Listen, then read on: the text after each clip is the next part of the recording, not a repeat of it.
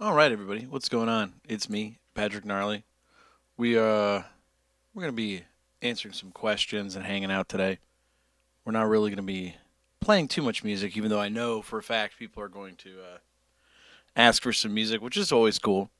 But sometimes, especially when I've been recording my latest record, I want to just kind of hang out, stream, but hang out, you know. So I'm going to be doing something a little bit different today. So I'm gonna have my ask me anything kind of thing going on, and we're actually gonna be answering questions.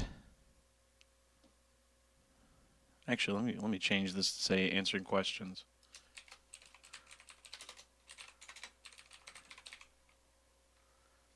Yeah, there we go. There we go. That seems better. And then, yeah, if anybody wants to hear music, I guess they can do that, but we'll see. We'll see how that goes. So what do we got here? So if you didn't know, there's a whole bunch of places on the internet where you can ask questions, and a lot of times people try to answer them online. For example, there's a place on Reddit called R Guitar, which is just the biggest resource for people to get questions answered, all that stuff. So I'm gonna go through here, kind of looking and seeing if there's any questions I can answer for some people, even though they're probably not going to see this. But the first question I see right here is, why do some guitarists not play with backplate? So that's an interesting one, because most of my strats, all of my strats, if you didn't know, do not have the backplate. Yeah.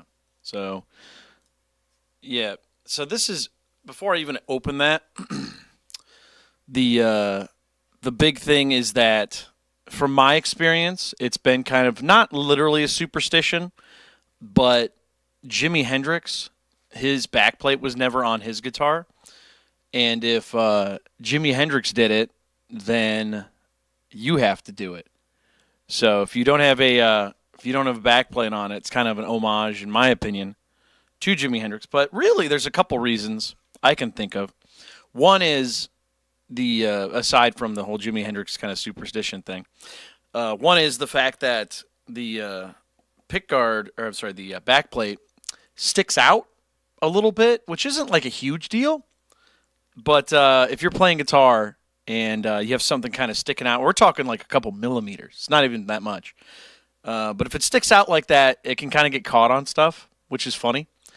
So sometimes people take it off, even though now you have a giant hole in the back, which is obviously, if something else can get protrude in there, it can get stuck. But I don't know why that is necessarily, but yeah. Also, second thing is, it makes it easier to get to the back plate for the strings. So if you got to put strings through the hole right here, you can do that. Also, you can just take a screwdriver and adjust the tremolo springs. You can do that too. It's not like it's that hard to use the 6 screws, but I mean, those are the reasons I know. Let's see what Reddit says. I should really change this to Pat reacts to Reddit. So let's go see why people think that is. Let's go check this out. It says he, they. Interesting. Probably got sick of taking it off when doing string changes and setups and then lost it. There you go. This is what I was just talking about. The probably is kind of silly. But second comment says Steve Ray Vaughan doesn't play with a backplate because he's dead. So. That's a good one. Yeah, and then somebody says this is more of a circle jerk comment, but yeah, true. So for those of you who don't know, on Reddit, there's places that usually, if there's like a giant community, there's a community that makes fun of that community. So for example, there's the R Guitar subreddit, and then there's the R Guitar circle jerk. So with circle jerk, they just make fun of the whole thing, because they're like, oh, guitar players are dumb, blah blah blah, and tone, and it's basically a bunch of sarcastic middle schoolers. If you've ever seen that place, it's just as bad as the main place. It's very funny. So let's see here. It just serves no purpose, in my opinion, unless you are playing a giant belt buckle or something. I mean, I guess it has a purpose, just so that nothing gets in there. You know, if you have a giant hole in it, I guess that stuff can get stuck in there or something, but not really. I just take mine off, like I said, because of the whole Jimi Hendrix thing. It's a nice homage, you know. Steve Vai's tech replaced the screws with magnets. Oh, that's cool. I remember seeing that. Magnets, how do they work? Oh, look at that. It's the same thing posted every time. And then says, because it's cool. All right. So there you have it, folks. The most helpful place, the place that ChatGPT scrapes for information. You have, because it's cool, and then a bunch of kind of sarcastic remarks and things like that. So it's funny how that works. Anyways, so we're going to keep going through it. Does anybody have questions? If you guys got questions, you can leave them in the comments. I'll see if I can answer them for you, but I'm going to keep kind of trolling through Reddit just to see if there's any other questions, things like that. Let's see here. Lewis says, check the new comments. I'm not sure why I would. Why do you think I should? Ooh, here's a good one. I saw this not that long ago. So it says, brand new Taylor left outside in the snow. So if you didn't know, I'll explain why that's bad. So with acoustics, even just, solid body electric guitars, they're made of wood for the most part. So if you have a guitar and it's left out in the snow, the wood acclimates to the weather it's in. And if you do woodworking, you'll understand that moisture, humidity, things like that affect wood incredibly well because it's still kind of a living material. I mean, even though it's dead, it still reacts to the environment. If you take a giant lump of iron, it does change with heat and cold and the humidity. But like the idea is that not very much humidity, especially. So if you have wood, I'll show you on this. If you have wood, the wood is only that thick, right? So every ounce of humidity that goes in and out of the guitar, it just goes nuts. So if you have a guitar that loses all the humidity in the winter, gets really dry, what happens is it kind of warps. Or if it gets really humid out of nowhere, it'll warp the wood. You want to have like a nice equilibrium. Guitar is a lot about equilibrium. It's about being in a nice balance. As most things in life, it's about balance.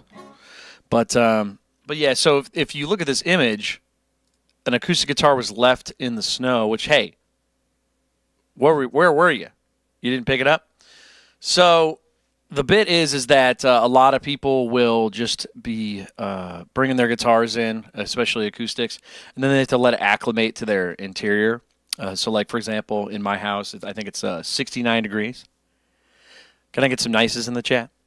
If it's 69 degrees, it's a nice temperature. Nice. But if it goes from 20 degrees or 10 degrees Fahrenheit, by the way, for my non-American friends, sorry, I don't know the metric system, Celsius, all that stuff. I'm sorry. I know I was just talking about millimeters, but I know it's annoying. But whatever it is in Celsius, but if it changes by that many degrees, it's gonna just smash it. It's just gonna break it if you just have a sudden what they call thermal shock. So if you have a guitar that's in the snow and you bring it inside and it's now 69 degrees, it could crack, and it probably will, honestly. So a lot of times there's this really funny superstition, and I fucking hate it.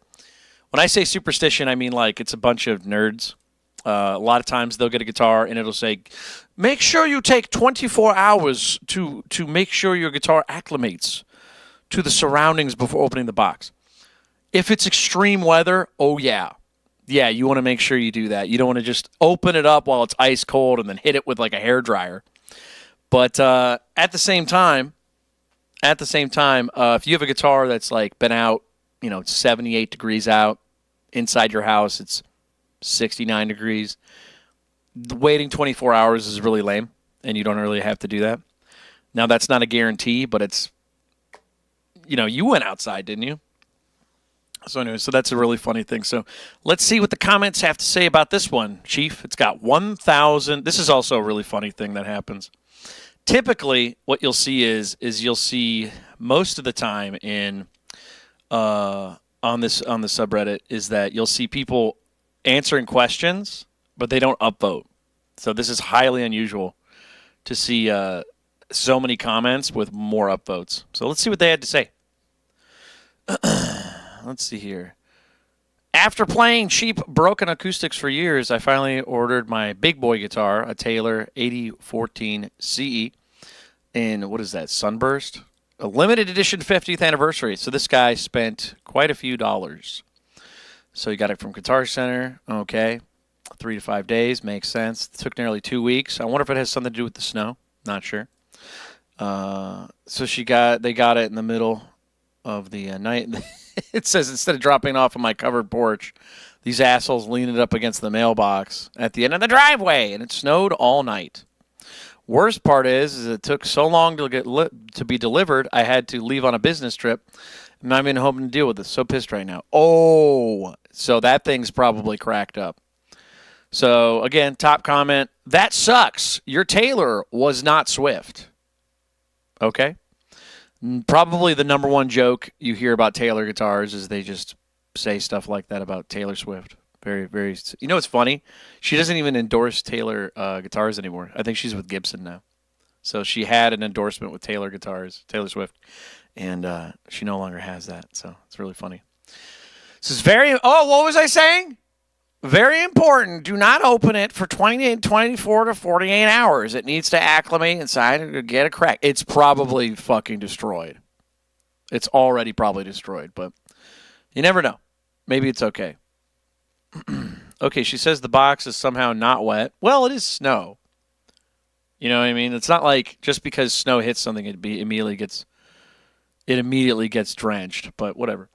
I asked her to leave it in the box and lay it down flat somewhere. All right. This is a myth that makes no sense. Do y'all think a cardboard box is climate controlled? There's literally no difference. It's not so much a myth as that it's all you can do, you know? It's all you can do. And there is some, if you think about it, there is some factor of, because you got to think about it this way. You got the case.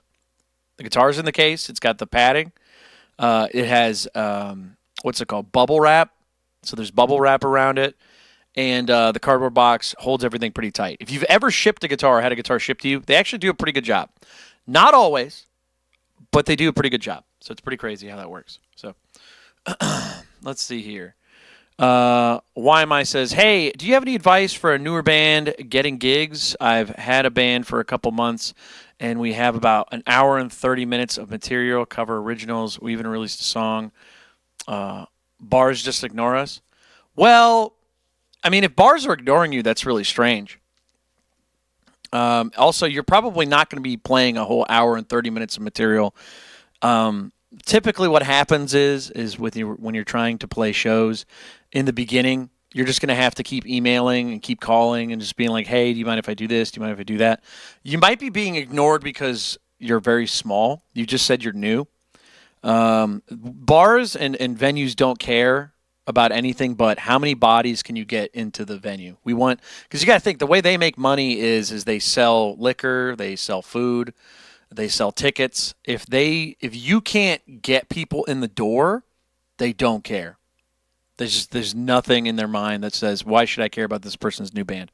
So if you think about it that way, it's the business mentality of these restaurants, and rightfully so. They want to make sure you can get people in there. So if you can't get people in there as is, there's no reason to be doing that. So if you're trying to play shows and stuff like that, it's just, it's a little crazy how that goes. YMI says, we got our first gig in April, and this bar wants us to play 4 hours. Going to be grinding. Yeah, that's also unusual. It sounds like what you're doing is you're not playing a show. You're playing like a background music gig, which I've seen like breweries do. What they'll do is they'll have like a band play for like an open restaurant.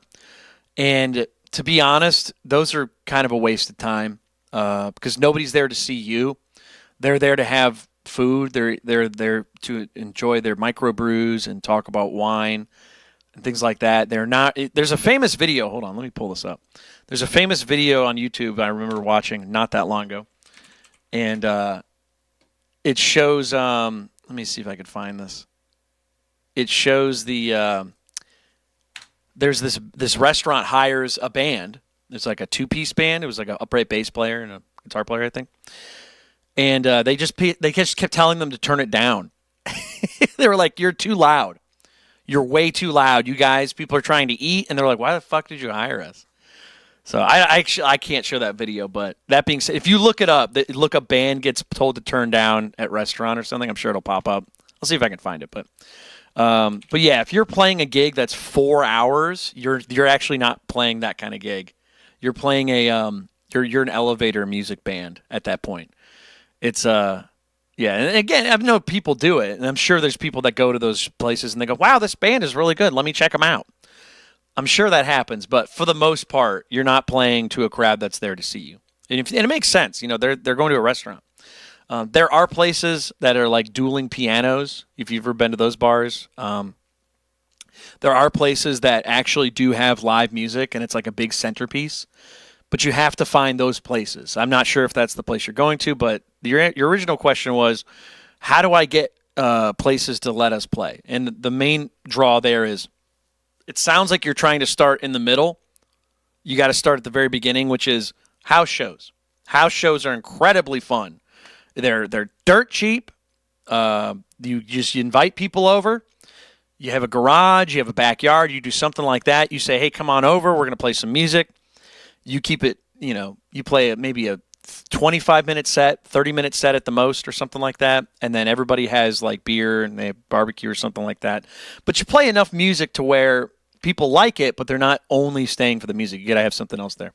So you want to be able to do that. The house shows are really good. Or what you can do is you can find other bands that you know in the area and see if you can open for them. That's like a huge thing. So you have, instead of one band playing for only like 30 minutes to 45 minutes to an hour, you have 2 bands or 3 bands play for 2 hours, something like that.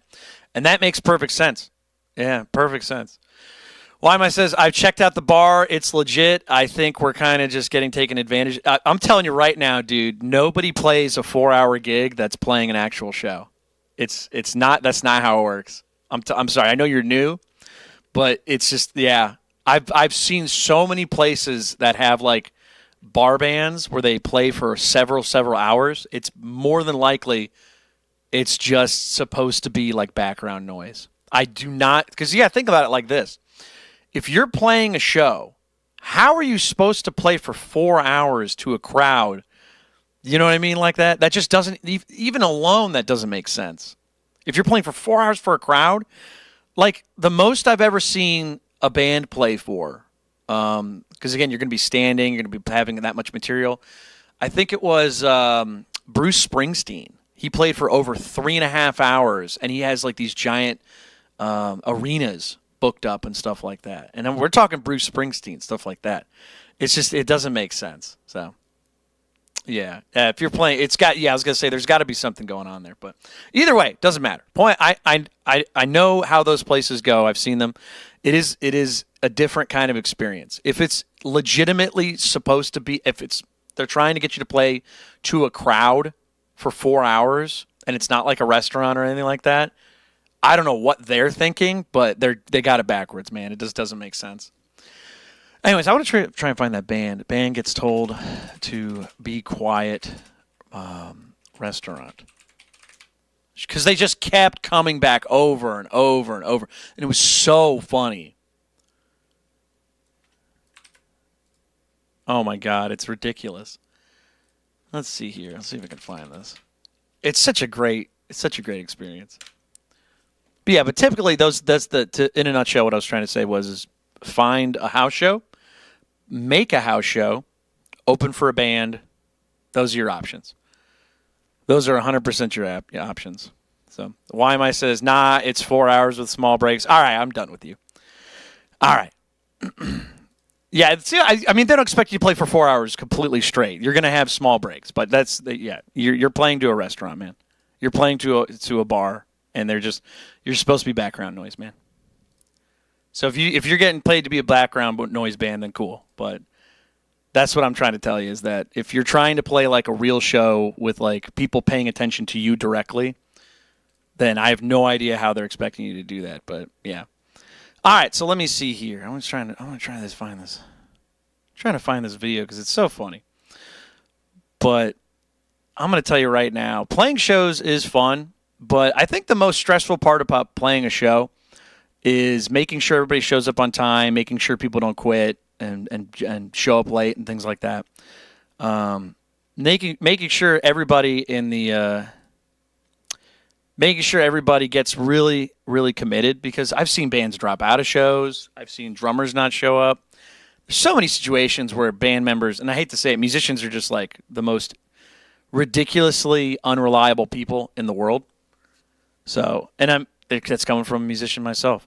So it's making sure everybody stays sober. David, you got it. You got it, man. Oh yeah. Oh yeah. But yeah. I'm not sure why that guy kept saying it was a real show or whatever it was. Like I've seen those shows. I've been playing music for like 20 years. We all know what the type of show is. I just can't imagine somebody being like, yeah, they expect us to play for 4 hours. Have they ever been to a concert in their life? You know what I mean? That's like saying, hey man, I have a movie and I want to show it, but people aren't able to see it. Okay, what's up with the movie? The movie is 12 hours long. It's like, you don't have a movie, you have a small mini series. You have a mini series of television. Or now it's more of like a Netflix special of 12 episodes. It's a little different. No, man, it's a real show. Okay. All right, well, whatever. That's kind of beside the point. You were asking how to get more shows. So, I cannot find this video. Of course, the moment I want to try and find it, but all right, I'll give up on that. I'll see if I can find it later. But yeah, maybe I do this. Hold on.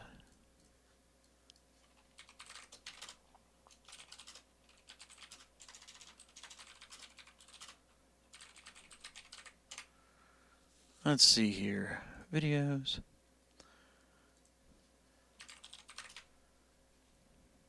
Nope. You ever notice how anytime you search videos on Google, they're like, it's broken, it sucks. Just go to YouTube. That's clearly they just don't, because they know how to make a search engine. Clearly they do that just so you just go to YouTube. They don't want you to go anywhere else. God, I want to find this video though. I'll find it eventually. I'll give up. But anyways, all right, let's go back to Reddit and see if we can find any more questions and things like that on the guitar subreddit, which is, again, not the best place for information, but it is a place where people ask questions a lot. So let's see here. Let's go back to this real quick. Let's see here. Boring. What do you guys think of headless guitars? I've never really enjoyed them. I always find that the gearless tuners are kind of weird and uncomfortable. Kitty cat. But also the headstock's kind of like a really big part of the design of a guitar. Always makes it look very interesting. I really like it. So, but that being said, it is very interesting. Just ordered this 1949 Epiphone Zephyr. Wow, that thing is crazy looking. Because you know what's funny is that people think electric guitar started in like 1951 or 50 when like Leo Fender made the solid bodies, but no, they had electric guitars before that. They were just hollow body, and there's a little bit issues with feedback. It wasn't terrible, but it existed. So it's funny that electric guitar existed before that, but we kind of go, yeah, but it's solid body. Let's see here. Santa and my awesome wife. That's awesome. Were good to me this winter. So, here, can we talk about this real quick? All right. So this is something I've noticed a lot with guitar players and things like that. I've noticed that instead of a guitarist getting like one guitar that's pretty damn good, or maybe like a handful, like I'm proud of my guitars, but stay with me. I've noticed that sometimes guitar players will just buy like 10 or 15 mediocre guitars Like, I'm talking like cheapies, like stuff that's not going to last a long time. Instead of buying like maybe 3 to 5, like pretty damn good guitars. And I'm not saying you have to spend a lot of money, ever. I'm not saying you have to spend a lot of money. I'm not a gear snob, but I'm going to say it is interesting that somebody will spend a lot of money for like several things, quantity versus quality, when you could just, get something that you really like. You don't have to spend a lot, but get something you really like. And then, as time goes on, get something else, and then get something else, and get something else. So let's see what this guy got. So we got 3 guitars in one sitting. So what do we got here? We got all of them in the box. Okay. Interesting. I don't know what that is. Ibanez. This looks like it's got the edge tremolo. It's got a strap. So obviously he stuck a sticker on it or something. There's an Epiphone. Is this the bolt-on neck? They made this guitar recently with a bolt-on neck. With a really pretty veneer top. With a gray burst thing like that. I really like the gray transparent ebony. Beautiful colors. But what's funny is like it's a bolt-on, which there's nothing wrong with being a bolt-on, but the whole implication is that it's a little bit more inexpensive, and that if you're buying a Les Paul, you want a set neck. That's kind of like the deal. And it's more of a what's it called? It's more of a the style. Like, it doesn't really do that much. Not really. But it is nice to have. You just look at it and you're like, oh, I cheaped out. That's what happens. Your brain, as a guitar player, you always think like, oh, this is the inexpensive option. It's like seeing blank switches in a car. It's like, oh, I could have gotten the option, but I didn't. But with Fender, it's funny because like if you put a bolt-on on it, it's like that's how it's supposed to be. They're the only one that gets away with it successfully. Everybody else, it's like if you do a bolt-on, you get the cheap one. If you get a set neck, it's like that's how it should be. Even though arguably the set neck is more difficult to do things with, but, Anyways, but yeah, I'm pretty sure this one has the bolt-on neck. And then we have some sort of Schecter, it looks like some sort of signature edition, M&M. Eminem's got a guitar.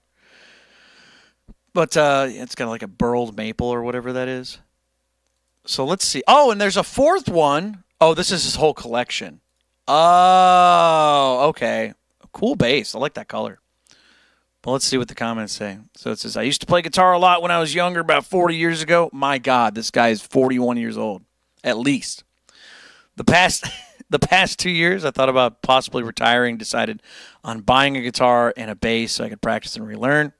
Well, it became an obsession, and this is where I am now. So the question really is he playing guitar and stuff, or is he just collecting? Which is, hey, do whatever you want. But it is funny how that kind of happens. So this guy got a bunch of new guitars. Pretty funny. It says, top comment right now is how to say I have too much money without saying I have too much money. That's not really a lot of money, but that's really embarrassing. Altogether, I think this is about $2,000 for everything at the most. So if a $2,000 collection at the most. Like this thing's what, $300 to $500 to $700? This one's like $300. This one's, I don't know what this is, honestly. It could be more. This one's like $300 to $500. And then a bass. I'm not a bass player, so I don't know how much these things are. They could be a little bit more. It looks pretty though. And then what is this? An Ibanez sound gear or something? This one's the prettiest one, in my opinion. I like that, how it has like a neck-through look. It's probably a bolt-on neck, but it looks neck-through. That's what I'm guessing. But yeah, can you imagine seeing 5 guitars and being like, you have too much money? It's like, have you seen Herman Lee's room? Herman Lee, I was actually just watching an interview with him. He's the guitar player for Dragon Force, and you should see his setup. Hold on, let me pull this up.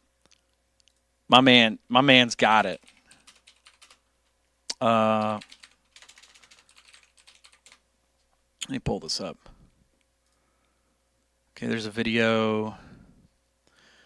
Look at this dude's house. He looks like a streamer, which is funny. Maybe I should get some like cool lighting in the background, but holy shit, look at all that.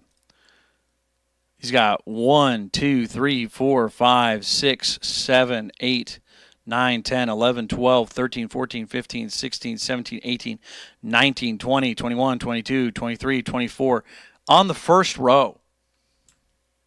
And I assure you, most of those are not inexpensive guitars. Like, that's nuts. I love it, but that's nuts. Yeah, he does stream. And then the second row. And again, some of these are signature editions. Some of these are just kind of oddball guitars, but most of these are some real deal stuff. This probably is more than most guitar, like mom and pop shops have. Pretty crazy. So it's funny to see that other guy. To watch that other guy and be like, how to say I have too much money? It's like, no, dude, you sound broke if you think that's a ton of money. No offense. But 5 guitars, if you think that's saying I have too much money, that's crazy. It's not like he has a bunch of PRSs or something. That's like the dentist guitar. If you want to know about, if you want to know what the reputation is of a band or some brand. I'm sorry, I said band. Some brand of guitar. You got to figure out who buys it.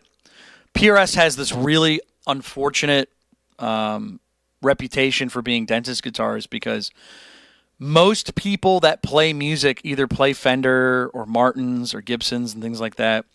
Doesn't mean everybody has to, but the joke is that PRSs are very expensive, and for some reason, people don't tend to play them.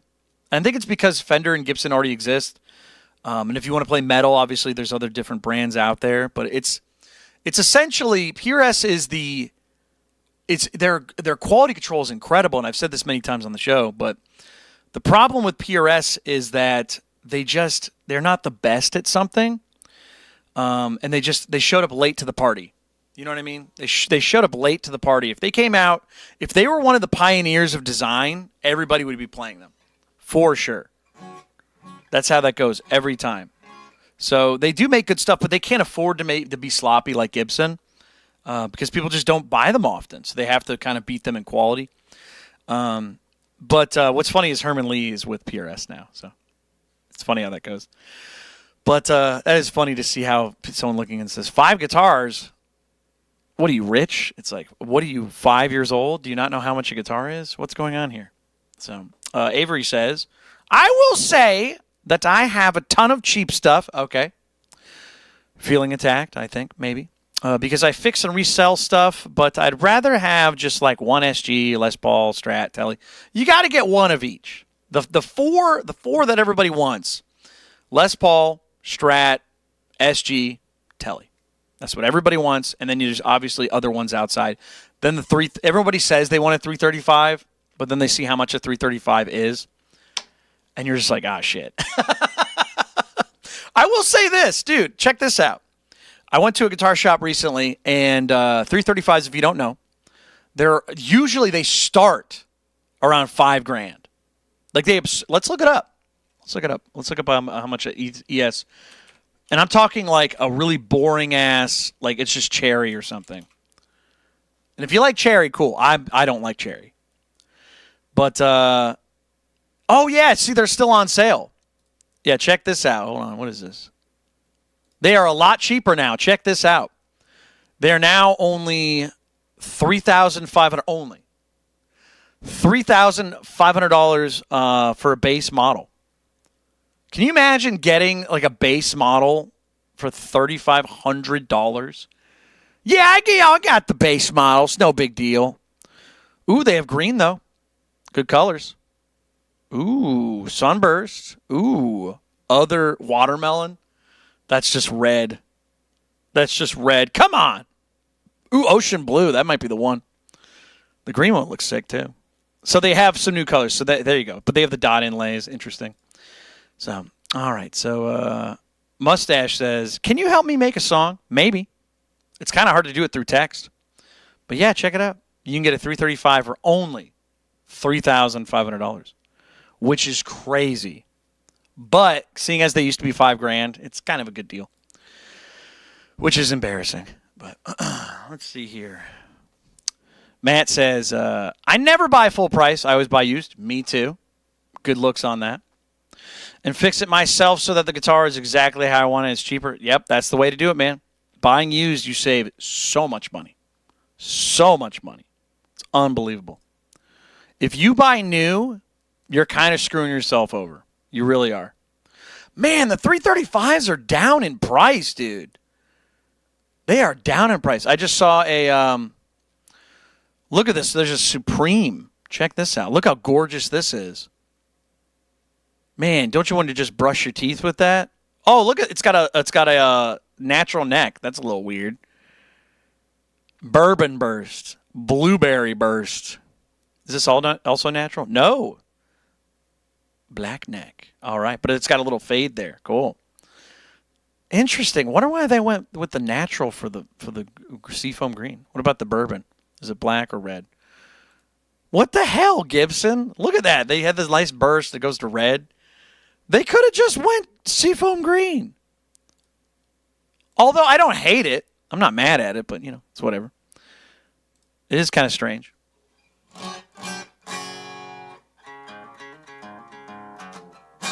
Avery says, my favorite tone I've ever had was my Gibson Blueberry Burst ES335 to my Mesa Rocker Verb 50. Right on, man. See, I like 335s. I just don't think I'll ever buy one. They're just kind of big. I don't know. They're just bigger than most acoustics. They're really goddamn heavy. I don't really notice a huge difference with the, semi-hollow. If it was fully hollow, I think it would sound different. I've had fully hollow guitars, and they do sound different. They have more like almost like maybe it was the pickups, but I don't know. They did sound different, and I was like, oh, I'm pleasantly surprised by that. But that is funny how that happens. But yeah, if you guys got questions, you're more than welcome to ask me. I'll answer a question for you. Guitar, music, streaming, whatever you got, man. Whatever you got. All right, so let me see here. We got more. I want to go back to the Reddit questions because those are pre-asked, and I can just keep rolling through them. So let's see here. Portrait of a blank slate. Somebody showing off their music. Oh, dude got one. I'm gonna help him out. Oh, never mind. I'm not logged in. Dude, I wish I could. I don't want to log in on. Actually, you know what? Can I log in? Hold on. Let me see if I can log in. Because I'm using my different browser. I'm using a different browser because I don't want anything saved on there. I don't want you guys to look through all my email addresses, all that stuff. I don't want to do it. So, Nord says, let's go with Red Hot Chili Peppers. Grandpa, get off the computer. That's so funny. What does that mean, by the way? Do you want me to play music for you? Is that what you're trying to do? Let's go Peppers. Let me hear some Peppers, guys. Can we get some Peppers in the chat? That is so funny.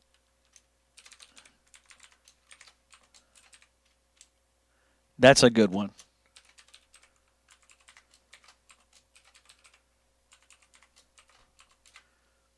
Did Grandpa forget his meds? That's a good bit. Oh, I have to authenticate. Oh, okay. That's right. Do I like the band Fleshwater? Never listened to them. Interesting name. Are they a polka band? They sound very fresh. Let's see here. Authenticator. I think it's this one. Nope. I think it's this one. It's funny how you have just multiple authenticators. Nope, they're indie alternative. Ah, my God. Two-factor authenticator. Oh, wait. No, I think I have 3 of them on here. Good Lord.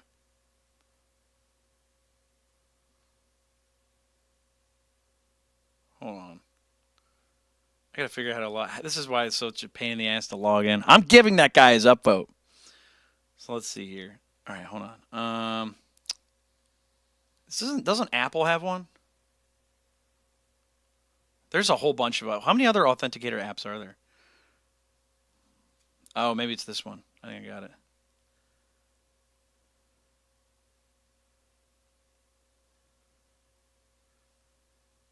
God damn it. Don't you hate it when you type something in and it's like did you mean this? And it's like, yes. And it's like, oh, I'll search online. It's like, why? Just open it, you piece of shit. All right, it's going to take too long. Whatever. Let's see here.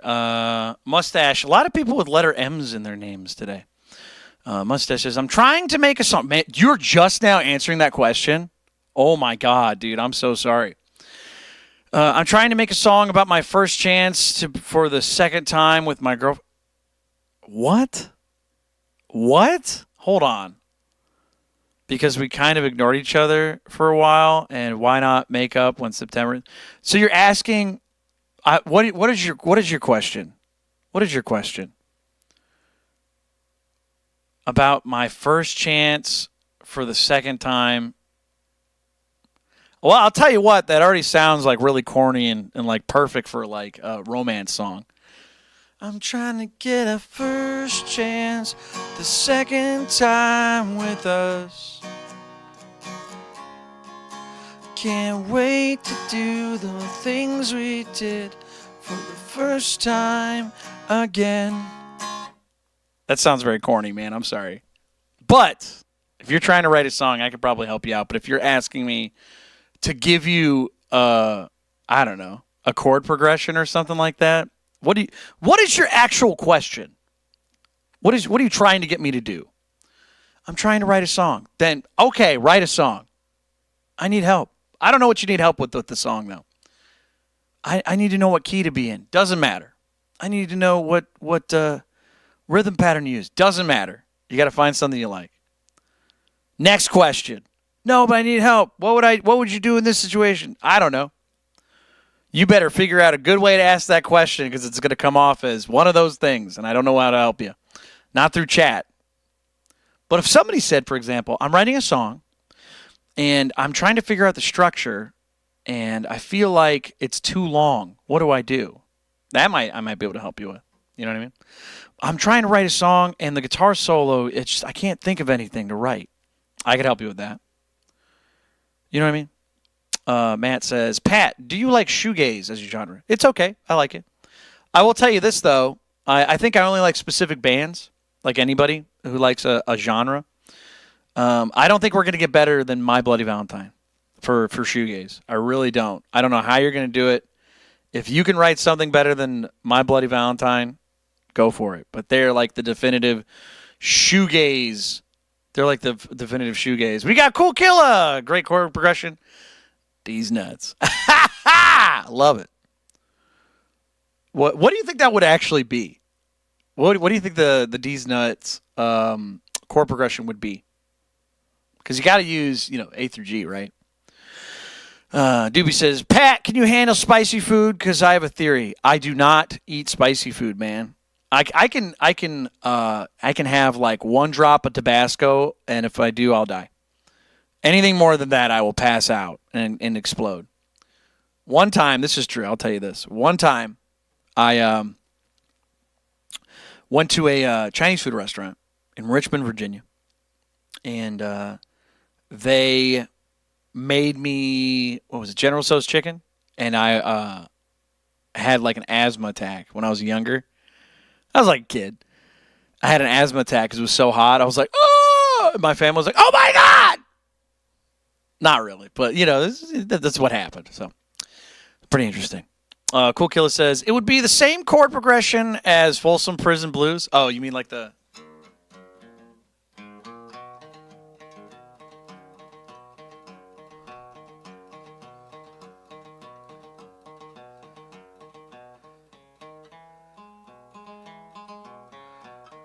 You ever notice how like a lot of songs from like the 50s and even the early 60s, basically bands would just play the same damn thing every time. And they got away with it, dude. They got away with it. Oh, it's been crazy. Oh, it's really funny how that works. But Cool Killer says 145, if you will. Interesting. Let's see. Matt says, Pat, when is the new album coming out? You should already know the answer to that. You should already know the answer. Cool Killer says the acoustic mic's off. Oh, sorry. I apologize. I will make sure you can hear what I just did.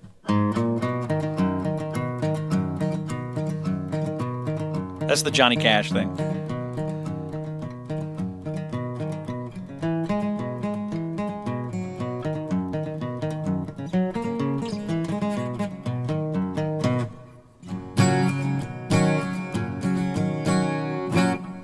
Yeah, that's what he does. I remember I played that at a practice because we were just messing around. I would do this. I'd go, corn, chicken,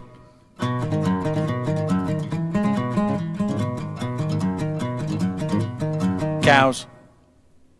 I would do that as like a joke. I remember these country guys showed up and they said, "Woo! What are you playing, man? That sounds good." And I'm like, "Holy shit, you guys are lame." But it was really funny. Let's see here. I'm going to go back to Reddit real quick so we can see all the people that are asking questions on the internet and getting the worst advice from one of the worst platforms. Even though it is helpful in some ways. So that's how that goes. So let's see here. Demoing my new middle pickup, the DiMarzio. Okay. So this guy is showing off the fact he bought something and he put it in his guitar. Cool.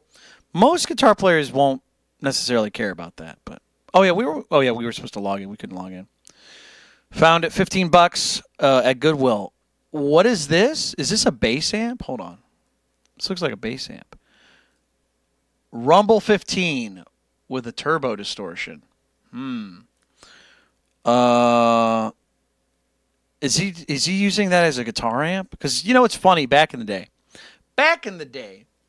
the Fender Bassman, which was a bass amp, people really loved it as a guitar amp, which it eventually grew into what we know today as Marshalls. So it's really funny how that works. But today they kind of figured out bass amps that actually just play bass. So a bass amp really just kind of does that low frequency thing. It's just really low. Like I'm speaking normally, right? I'm speaking normally, but as soon as you cut the frequencies and stuff, all you hear is that kind of thing. You hear that kind of low. So bass amps are really good about cutting down to that low frequency. So if you're playing guitar through bass amp, it's not illegal, but it is going to sound like a guitar going through a bass amp. So that is funny how that guy bought that. And hey, you know what? Maybe it does sound good for what he's doing. But I'm going to tell you right now, seems kind of silly. But, Godspeed, Spider-Man. Let's see here. What else we got? Say hello to my creature. No thanks. Oh, he's got a Frankenstein-looking sticker there. Interesting. I get it. Frankenstein. Good joke, buddy. Got a Jackson. Okay, that's nice. Second part of Black Sabbath, Fairies Wear Boots. Oh, interesting. This dude's got quite a few upvotes. Too bad I can't play it on the show. I used to have that guitar. That is a Squire Sonic. Dude. Yeah, black pickguard, black pickups, Laurel fingerboard. Pretty neat, man. $200? Not so bad. Let's see here. Mustache says, oh, here we go, folks. Ready? I need more lyrics, and it's a rock song. Currently, lyrics are... Okay, here we go, folks. I don't think you've ever been told your hand is so soft like gold. All right. Gold, to be fair, gold is a soft metal. It is soft. But to humans, I don't know if that's going to work. Oh, cool, Kelly, you got to go? All right. See you, buddy. Thanks for stopping by. It is a soft metal, but I don't know if you know this, but just because it's a soft metal does not mean that saying somebody's hands are soft like gold is actually soft. That's like saying a relative. It's kind of a relative thing. It's like saying you are as warm as Antarctica, and then you go, well, I mean, compared to space. It's like, yeah, that's true. Compared to space, Antarctica is probably pretty warm. It's nice. The cold depths of space are probably extraordinarily cold.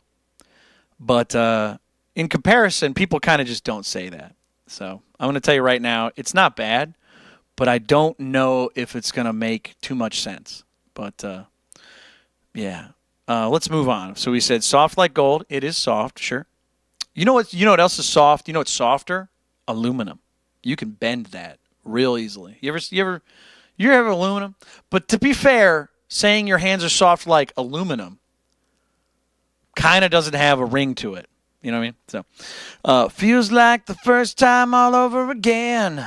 Thought you'd break up again. Okay, so you rhymed again and again, which, you know what? That's not a big deal. But I'm going to tell you right now, nobody really gives a shit about the lyrics like that until you have a good song to put it on top of. So you really could say all of that. You really could. I was listening to Sheryl Crow's If It Makes You Happy, and that song has some pretty really goofy verses, which I don't understand why she wrote them. But the main hook is just like, bam, gotcha, real powerful. So I'm going to tell you right now, man, I don't know what the hell the song's going to sound like, but you might want to work on the lyrics later. I'll tell you what I do. Here's what I do. You don't have to do this. A lot of artists are different. Obviously, Elton John, for example. Elton John would get lyrics from his buddy. He actually didn't write the lyrics for most of his songs, if not all of them. He just kind of writes the music. And he would read something, and he'd automatically be like, oh, that sounds cool. And he'd be like, boo-doo-doo-doo-doo-doo-doo-doo. That was The Little Mermaid for some reason. He didn't write that. But as long as you're writing the music, what I do is I write the music first. So, for example, I'll show you something real quick. This is for my new record, which will be out soon. But it gets this.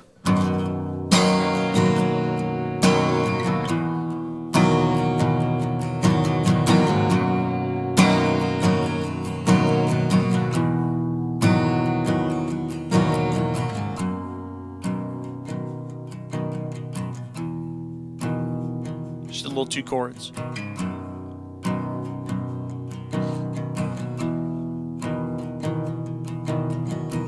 And I'll just hum something. I'll just hum along to it. So.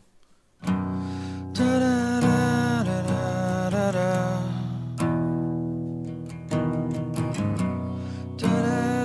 da da da da da. So that's the music, right? So no lyrics. We can tell that that's not like a happy song. We can tell that's not a song that makes you want to go out and get a job. That's a song that's not going to go too crazy. It's not a metal song. It's not something that's like supposed to be like, yeah, pump your fists, let's the headbang. So you kind of tell what the song's about without even like listening to the lyrics. There's a famous phrase that I like to use. Frank Ocean said it. He said, when you're happy, you listen to the music, and when you're sad, you listen to the lyrics. Which I always find interesting. So with that song, when I wrote it, when I was writing that song, the lyrics were a lot heavier, a lot more specific. So I wrote the song to that melody. So I added the lyrics later. So, for example, when I wrote the first part, you get that. I can't remember what you said.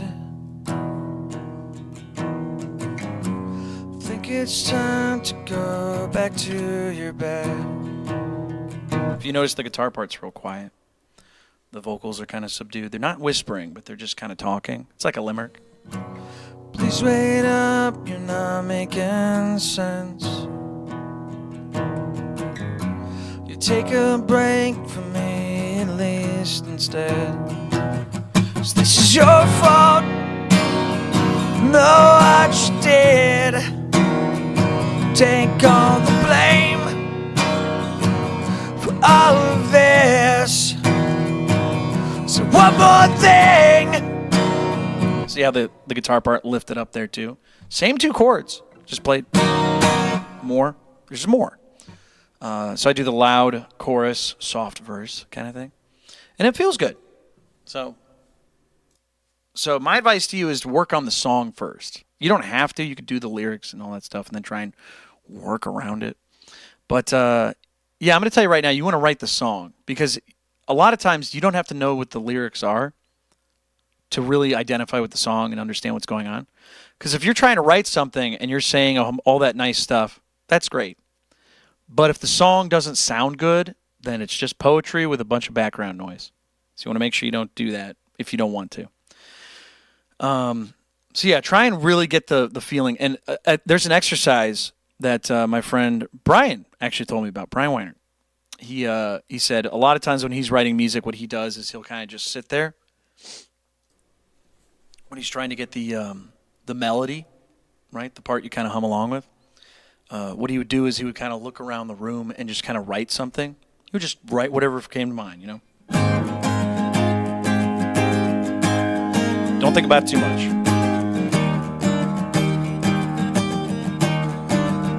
And then he would just kind of say random stuff. And my walls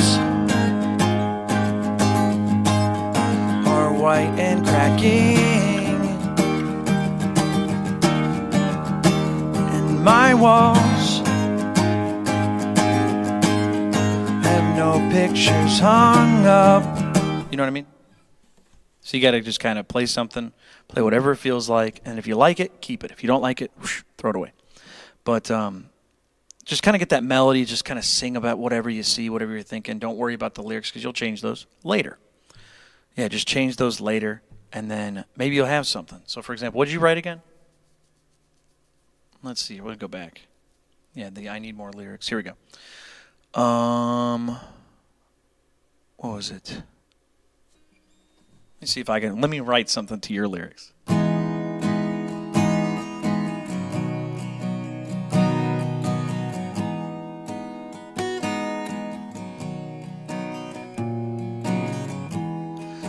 I don't think you ever been told.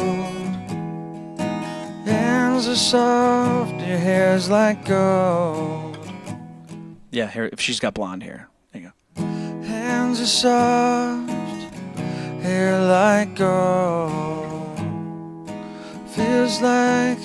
Yeah, I would say the feels like the first time. I would say that's probably the chorus. Feels like the first time again. Feels like the first time again. Feels like the first time.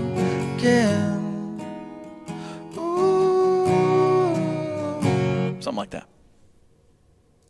That's what I would do, man. Just to have some couple chords. She's blonde. She would be, you dumbass. You had gold for her hands, but not her hair. You bastard. All right, you can have that. But I'll tell you what, she likes it. Just so you know, if she sings that song, she's singing mine. So you better write something your own, pal. I can't believe you said her hands are gold and her hair is fucking blonde, dude. You piece of shit. I can't believe you can't.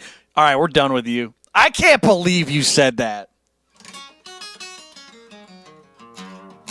Come on, man. What is she, C-3PO from Star Wars? I can tell, buddy. All right, get out of here. All right, anyways, we're done with you. So, damn, dude. Yeah, I said her hands are like gold because you know how gold is soft. Okay, cool. What color is her hair? Blonde. Very smart. All right, here we go. Anyways, we're going to keep playing some music whenever I feel like it, but we're answering questions right now. So, interesting. Weed says Freebird. Dude, you know what's funny? I haven't heard that joke in so long, but I'm being sincere. I really am. Most people these days, what they do is they either do Polyphia, playing God. They ask for, what was it? I was going to say, for the joking ones, when they say joking, they'll say Dragon Force, Through the Fire and Flames. And I think there's one other one that they say. There's one other one that they say that they're kind of trolling about. But that is funny how Freebird is kind of, that's like a sign you're old. That guy was probably old. That guy, it says his name was Weed Life 13. He was probably born in 1913. My man is over 100 years old. 113 years old, man. Oliver says AI is ruining the planet. We all know. You're preaching to the choir. Let's see here. Your songs are better without it. What? What? My songs? My songs, I'm going to tell you right now. My songs are just filled with auto-tune and purchased beats that I got from guy that was at Wawa. It's at a gas station. So, no AI there, pal. That's good quality music. So, Oliver says wasn't responding to you. I don't know why you're talking to me.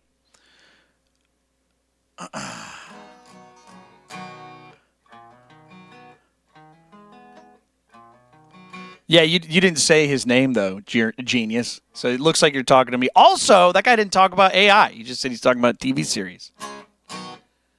Come on, man. How is anyone supposed to know what you're talking about? You got to get context clues, man. You got to figure that out. Anyways, let's go back to Reddit so we can see all the people that are asking questions online. Some pre-done questions. Let's see what we got here. Let's see here. Ordered the Epiphone Les Paul Appetite Burst. W or L? Younger guy right there. 100%. Because most people don't say W or L unless they're kids. But I'm going to say L. Yeah, if you buy an Epiphone Les Paul, I feel like there's better Les Pauls from like every other band. Every other brand. So Oliver says they literally just said they write songs and then put it through AI. I didn't see anything about that. The only thing I saw was I write a lot of songs about TV series.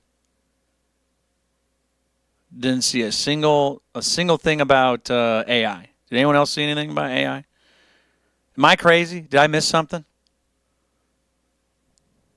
I did not see anything about that.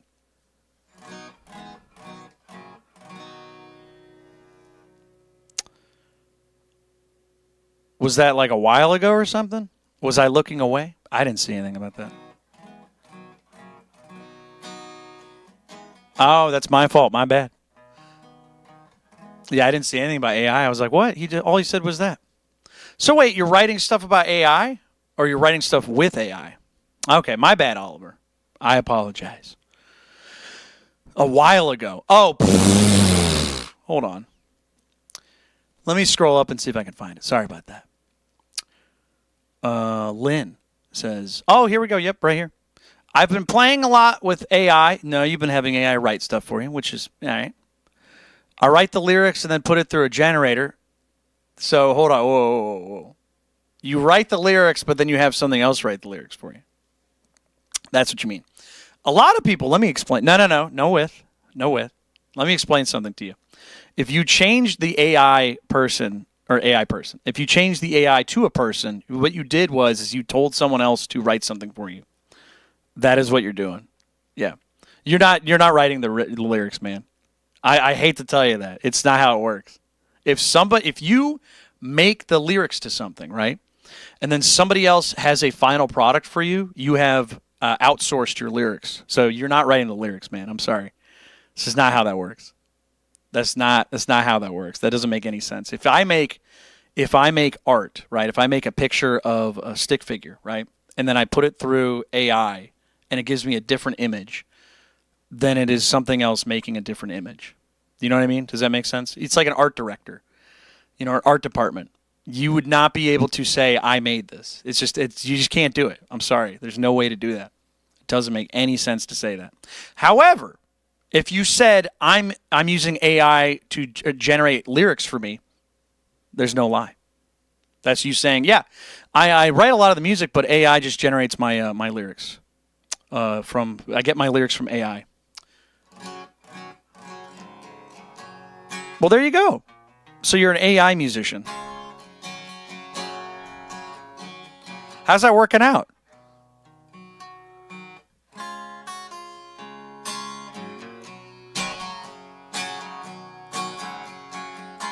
Do people criticize you for using AI for the lyrics, or do you just not tell people anymore? Sometimes it's great. What does that mean? All right, well, let me know how that works. All right, anyways. This guy got his first guitar at 29. Interesting. Schecter. Interesting color. We got purple. Bigsby string changes gone wrong. Please gulp. Interesting. So we got, anyone ever have a guitar with a Bigsby on it? You know, they're kind of a pain in the ass, which is why they're kind of not in style anymore. They're kind of just looking, you kind of just look at them and they're pretty interesting looking.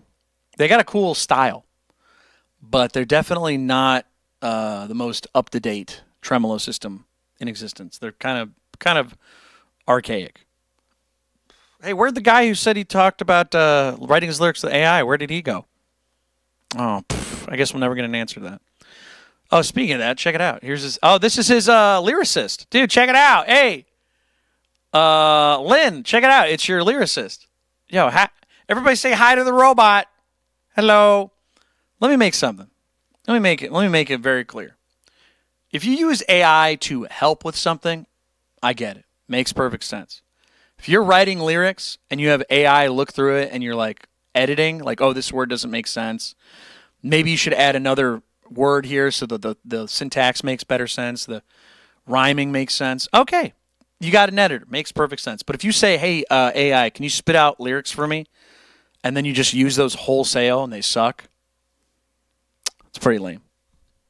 But if you use it as a tool, I think, like, for example, I've used it on audio to get the the vocals taken out so that I can listen to the song without the vocals and then I can sing over it. Makes sense. Makes sense.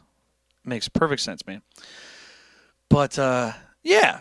Jesse says, I use it if I'm stuck for a lyric. Cool, man. Like I said, if you're using it as a tool, perfect. But if you say, I write my lyrics with AI, that you're just having AI write it for you. Just come on, man. You don't have you can word it right. Come on. You know what you're doing. Let's see here. It says, found this body in the trash. Oh, interesting. Oh, it looks like a SG and a Strat and a Jaguar had a baby. Look at that. It's got the route down there. Looks horrible. I bet you this guy made it, and then he's saying he found it in the trash. That's funny, dude. Just got my first electric. Been playing acoustic for 13 years. Squire Sienna Burst. It's got the flame on it, veneer. Not too bad. I like it. Let's see what we got here. Yamaha RS02CB. Chris Buck. It's a gold top. Yamaha. I've actually played these. I've not played the nice, whatever the hell this is. $2,000 for one of those. Oh, man. That's crazy. I like the P90s, though. I do enjoy P90s. I don't know if I would ever buy one of these, TBH. I don't know. Kyle says, I used to figure out what equipment might work for me at the moment. You use ChatGPT for that? You use AI? 'Cause I'll tell you something real quick. I remember I was going to make a video called Only Trusting AI to Recommend Gear. And it was really weird how it was like pretty accurate about stuff and then wildly inaccurate about other stuff. It was really funny. Because I was like, what are the top 5 guitars to buy right now? And it was like Fender Player 2 Strat. And I went, wow, got that one right. That was perfect. And then it was like Ibanez RG blah, blah, blah. And I was like, I don't know about that one, but I don't think it's bad. I don't know if that would be number 2, but okay. And then it was like Ibanez blah, blah, blah. And I was like, okay, whoa, what's up with the double Ibanez? You don't have to do one of each, but Ibanez is pretty solid stuff, but I don't know if I would put in the top 5 right now. You know what I mean? Best guitars to recommend? I don't know. Because it was an Ibanez Geo. It was like not even the nice one. Because I know there's nice ones. But it was really interesting. And then it was like, what else? It recommended a PRS SE, and I was like, I guess. I don't know. I don't know if I would go for that model. So it was really weird. I got one answer completely right.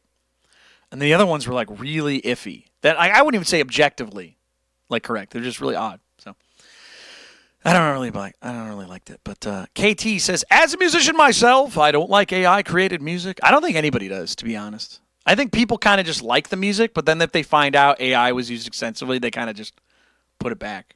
I don't know anybody that goes, yeah, man, this AI stuff, I really like it. It's got a good groove. Oh, this is AI? Even better. You know what I mean? I don't know anybody who like actively seeks out AI music or AI art in general. You know what I mean? So Zoe says, I like to use AI for health advice. Oh man. That's been crazy. Oh, I see what you're saying. I see that was a joke. Okay. I didn't see the second half of the sentence, and it completely staggered me for a second.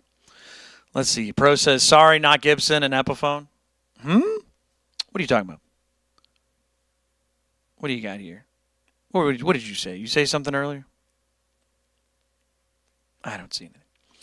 Anyways, Kyle says, we have like nothing for selection. Been wanting to try out a Boss Overdrive, but no one has one of those for 75 miles from me. I'll give you a pro tip. You can buy from Guitar Center used, and if you don't like it, you can just return it.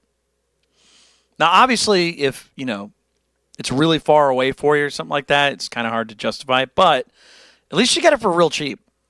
Like if you're getting a blues driver, you're talking about the Boss blues driver or the Overdrive, those are solid. You can get, I honestly, in my opinion, I think overdrives kind of suck, to be honest. Like if you just want a little bit, I get it. But I feel like if you just dial down or get a clean boost, get a distortion but on dial down, you know what I mean? So let me show you something. Hold on. But then again, I do have a good amp. So, Jesse, what do you think? Do you think overdrive's overrated? I kind of do. That's my opinion.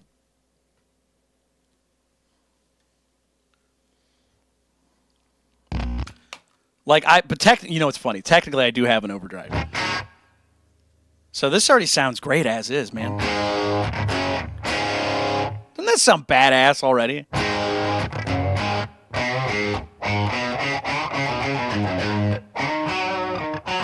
Yeah, Blues Driver is good. I like the Blues Driver because there's a little more gain. But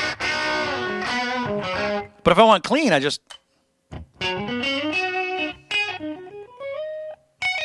switch to the neck pickup.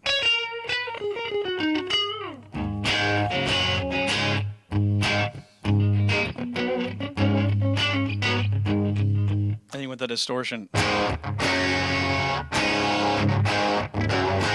You know what I mean?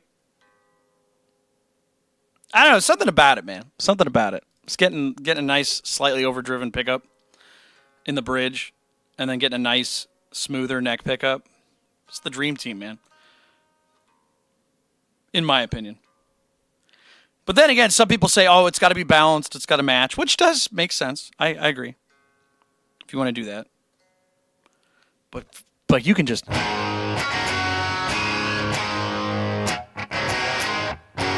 And then if you want more, you hit the boost.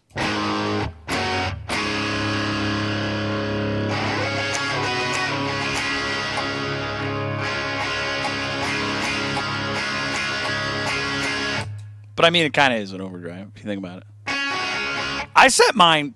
when people say the edge of breakup, you know what's funny? I kind of noticed that on videos, people just... That means almost nothing. But it's supposed to... I think me and Jesse are cool, so... It's supposed to mean it just starts. It just starts to hear it, you know? I put mine a little over it, where it is overdriving a little bit. It's not like perfectly clean.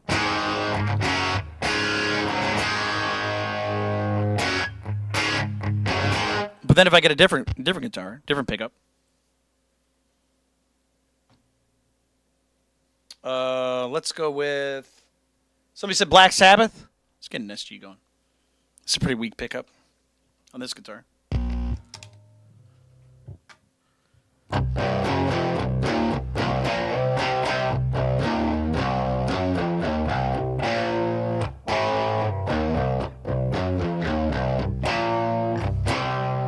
See the difference? Just the pickup, man.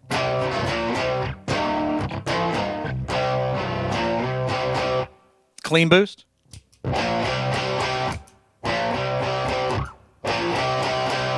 So a little bit more. And you can dial it in a little more. I have it at like really low, actually. Let's crank it.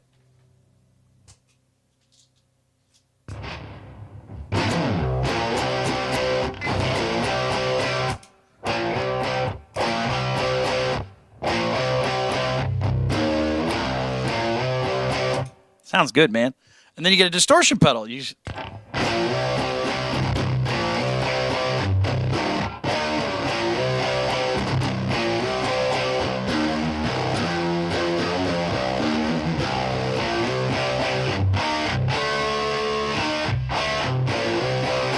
You know what I mean? Sounds good. But then again, yeah, if you get an overdrive pedal, I get it. You just want a little bit more. I like clean boosts. Clean boosts are just like, what you hear is what you get, pal. You just get more.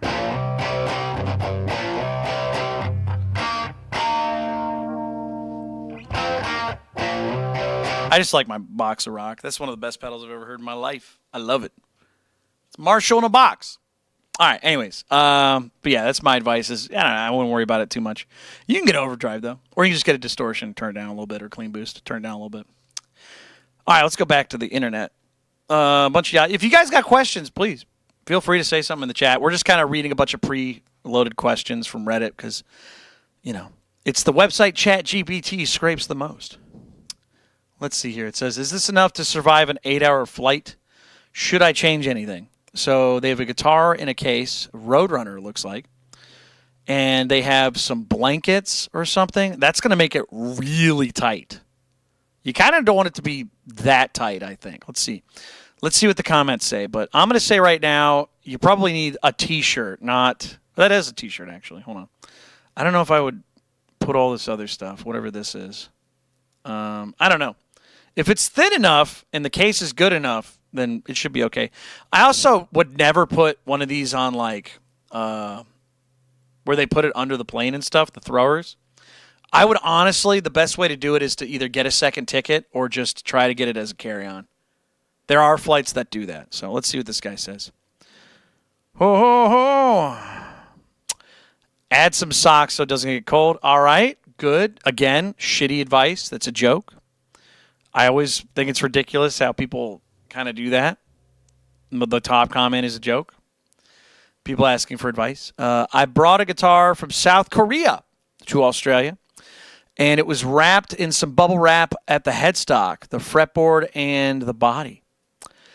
Quite similar to what you have done here. It survived the ogres at the Jetstar handling it. I would also loosen the strings. I don't know. You know what? Loosening the strings does make sense. I don't know if you have to. Yeah, loosening the strings makes sense.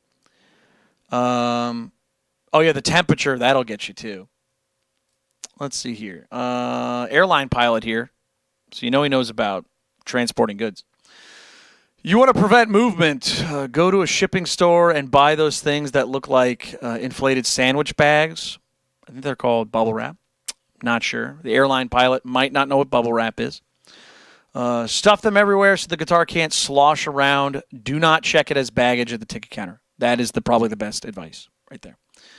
I think that's what I said. So let's move on. Parts casters. Oh, does anybody have a parts caster in here? Anybody have parts casters? Yeah, I think they're... I mean, all my guitars have at least one replaced part on them. Some of them completely replace the neck, stuff like that. So, Seb says, is chords or scales better to learn? Whatever you want, man.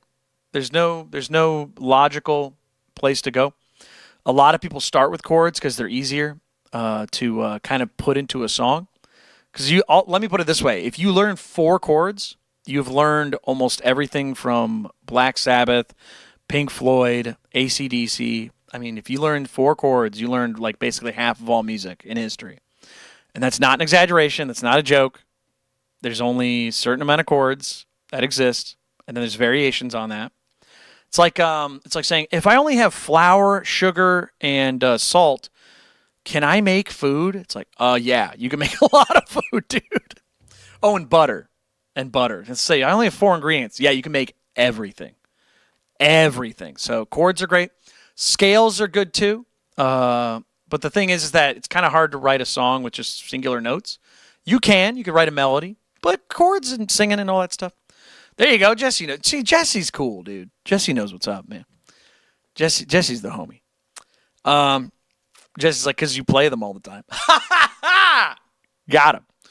But yeah, if you want to learn scales too, you can do that. You can learn how to play things. But I'm going to say chords. Start with chords first.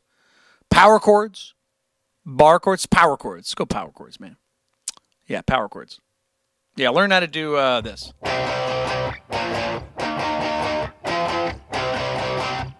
Just learn that shape, and then you've basically learned half of all rock and roll too.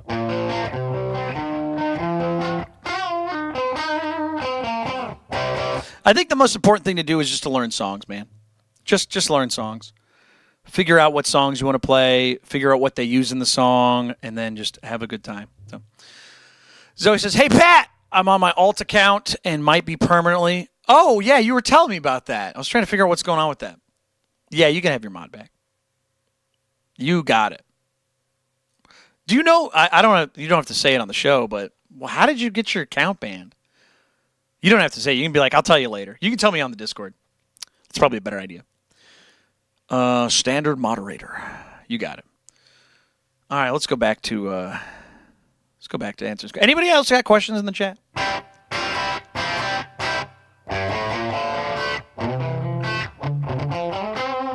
We're having a bit of a late show tonight because I was just recording and doing a bunch of stuff today. And I was just like, God damn it, I really don't want to play whole songs right now. Not that it's not that I'm not going to play music, but I'm just letting you guys know we're kind of just talking just because it's been a long day, man.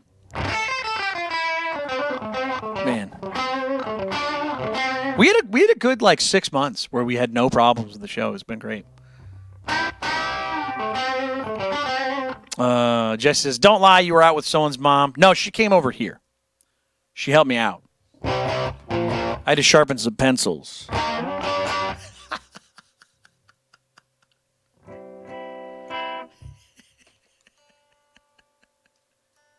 That's a dumb thing. Don't ever quote me on that. Hey, what are you doing tonight? Got to sharpen some pencils. That shit's funny. Crack myself up.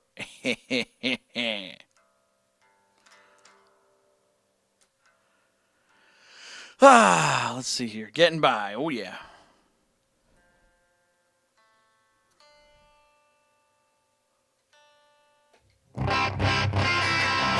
So funny. I actually don't ever play this thing for the usual. So I'm playing the SG right now. Nick says, "Hey, love featherweight. Curious, what's it about?" I have a question. Before I answer that, what do you think it's about? Because I always find it interesting. My job as a musician is to write something that you enjoy listening to. Part of the interaction of art is your interpretation. That is an important part to it. Now, I can talk about what I think of when I hear the song, when I play it. It's always going to be a little different. Sometimes it changes over time, what it means to me, what I thought of at the time. I do have an article written entirely about how to play the song and what the lyrics mean. To most of my songs on my Patreon. So if you're ever curious about that, you can check that out. The lowest tier is $1. Helps out the show. And you can find out a bunch of lyrics and stuff like that and figure out why I wrote something. Why is the picture here? What's going on? Why did you mean by this? What's going on? Etc. So if you want to learn about this stuff, I have a whole bunch. How many articles? Were there 80? It's 90, maybe? Hold on, let me pull it up. There's a whole bunch. Let's pull this up. Let's see. Library. Here we go. Posts. Oh, it doesn't have a number. There's 91 pages, though.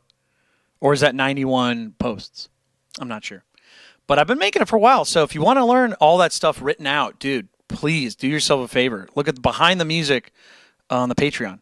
$1, man. $1. So, all right. So what do we got here? It was Nick says, what was the song about? So you got a tumor. Oh man, I'm sorry to hear that, buddy. You said that's what the song feels like. Play it for me, dude. We're in the middle of something, man. Sorry. But I'll tell you this. If you want to know what the song's about, I'm curious how you think about it. It's about fighting that. But I will say this. There's some poetry right there. Because when I was writing the song, I'll give you guys a very short version of it. When I was writing the song, it originally was about nothing. It was just I really liked the riff, but then the lyrics specifically, obviously, have a bit of a different meaning to it. The lyrics that I was writing, I was thinking about all the issues I was having in my relationships, living at home, things like that. And I remember I was thinking about how it's almost like somebody trying to cheer you up. They're like, don't worry about these little things, which ironically, I hope your tumor is pretty small. But don't worry about these little things. Like, try to shake it off, the featherweights, you know what I mean, the small things, and worry about the big things. And even then, don't worry about them too much. So if you, like, on face value of the song, when you think about it, like, just every time I'm talking about the chorus, wish away these featherweights, like, don't worry about it. And it's also about kind of that feeling of, like, you're losing, like you're not doing well. And it's like, yeah, but, like, sometimes you're going to be at the low point. That's okay. As long as you're at a low point instead of a no point, you know what I mean? As long as you're still here, then you should just keep going. And that's what I thought of when I was playing the music and writing it out. So that's the short version. If you want to hear something more in depth, because each line's a little different. The way I like to describe my music is it's kind of like a scrapbook. It's like a bunch of photographs in my brain, a bunch of memories. Not every single line is about the same thing. One line could be about one thing. One line could be about something completely different. For example, one of the specific lines in the song is "See me when we lose" or "See me when we close." See me when we lose. I kind of approximate rhyme lose and close, which is kind of lame, but it works. But that was when the girl I used to date. Anytime somebody or any of my friends, if they'd come see me after work or during work, it's like, well, like if or during a show, it's like I was so pessimistic about my performance as a musician at the time. I was like, just if we're doing a battle of bands, just see me after we lose. You know what I mean? Like, don't worry about it. Just come back after I close work. Come on, just show up. So, yeah. So that's kind of how that goes, But that's the whole thing about Featherweight. It's supposed to be a comforting song, but that's the thing. Not the whole thing is about that. There's a lot of other things too, but that's it. So, KT says thoughts on System of a Down. Oh, I love them. They're one of the best bands in the world, man. System of a Down's great. I don't write a lot of music that has like influence from them. Like I don't sit down and go, what would Serj Tankian do? However, that being said, there are some techniques. There was a very famous video of Serj Tankian talking about how him and what was the name of the guy? Rick Rubin. They were trying to write a part of the song. I think it was Toxicity, where he didn't know what to write. He's like, I don't know what to write here, and the guy was like, don't fucking just go pick a book, any book you see in this little library area, and then first page you see lyric in there, just see what you can sing. Don't worry about the meaning, just sing. Which is what I was kind of saying earlier about the whole just look around the room and just sing, just kind of get the melody. Just really get the melody. So, the Bible? There you go. See, that's what I'm trying to say. It was a chop suey? It was a chop suey. Okay. So, yeah, that's the point I'm trying to make here is that when you write lyrics, that's important, yes. But when you're writing the song, that's really the heart and soul of it. You listen to the music when you're happy. You listen to the lyrics when you're sad. And the lyrics in that case, I guess you said they came from a Bible. There you go. So you pull it up and you just, does it work? Does it not work? Do you like it? Do you not like it? Cool. But System of a Down, great band. I used to listen to them all the time when I was like 10. My cousins and stuff, we'd be driving in the car. My cousin Johnny, he had a Honda. He had like a really small Honda Civic, I think it was. Oh, dude, that car was so much fun to be in. He would take a turn at like 50 miles an hour, and we'd be like, ah! It was really fun. But yeah, shout out to my cousin John for doing that stuff. It was really fun. But, yeah, it's just interesting how that goes. System of a Down, you get some good memories. But System of a Down's great. I love System of a Down. I don't know how to play almost any songs from them, though. Like nothing. Maybe I'm going to do like a...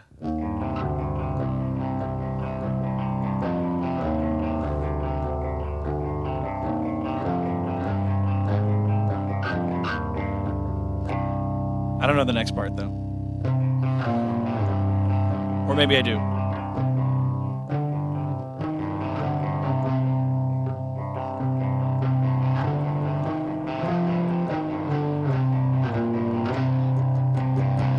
Went down a waterfall. Round and down and down and down and down. How does it go?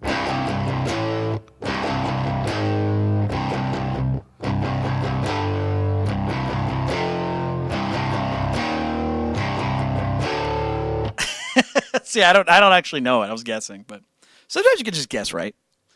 But let me see here. Lidl says, I can't see Pat writing songs about bananas and pogo sticks. Nah. You know what's funny? The way I always like to talk about it is that in my personal life, in my normal, just everyday, not thinking about it, my basal, limited, just hanging out personality, I like to be funny and entertaining. My music tends to be just like very serious. And I'll have some funny kind of sarcastic things that I do, but they're not like super obvious most of the time. Sometimes they are, but most of the time if I'm like joking about something, you won't notice it. It's mainly for me. But my music tends to be very serious. Like I'm entertaining and funny and haha, but it's like a Jimi Hendrix thing. You ever listen to Jimi Hendrix talk in an interview? He's kind of funny. But then you listen to his music and it's just so sad sometimes. It's like, yeah, there you go. It's just a Hendrix thing. So Jesse says, if you had an overdrive turned on, it would have been better. Oh, I see. You mean like a...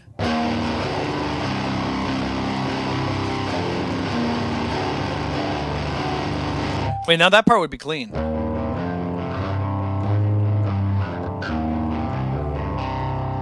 Need that.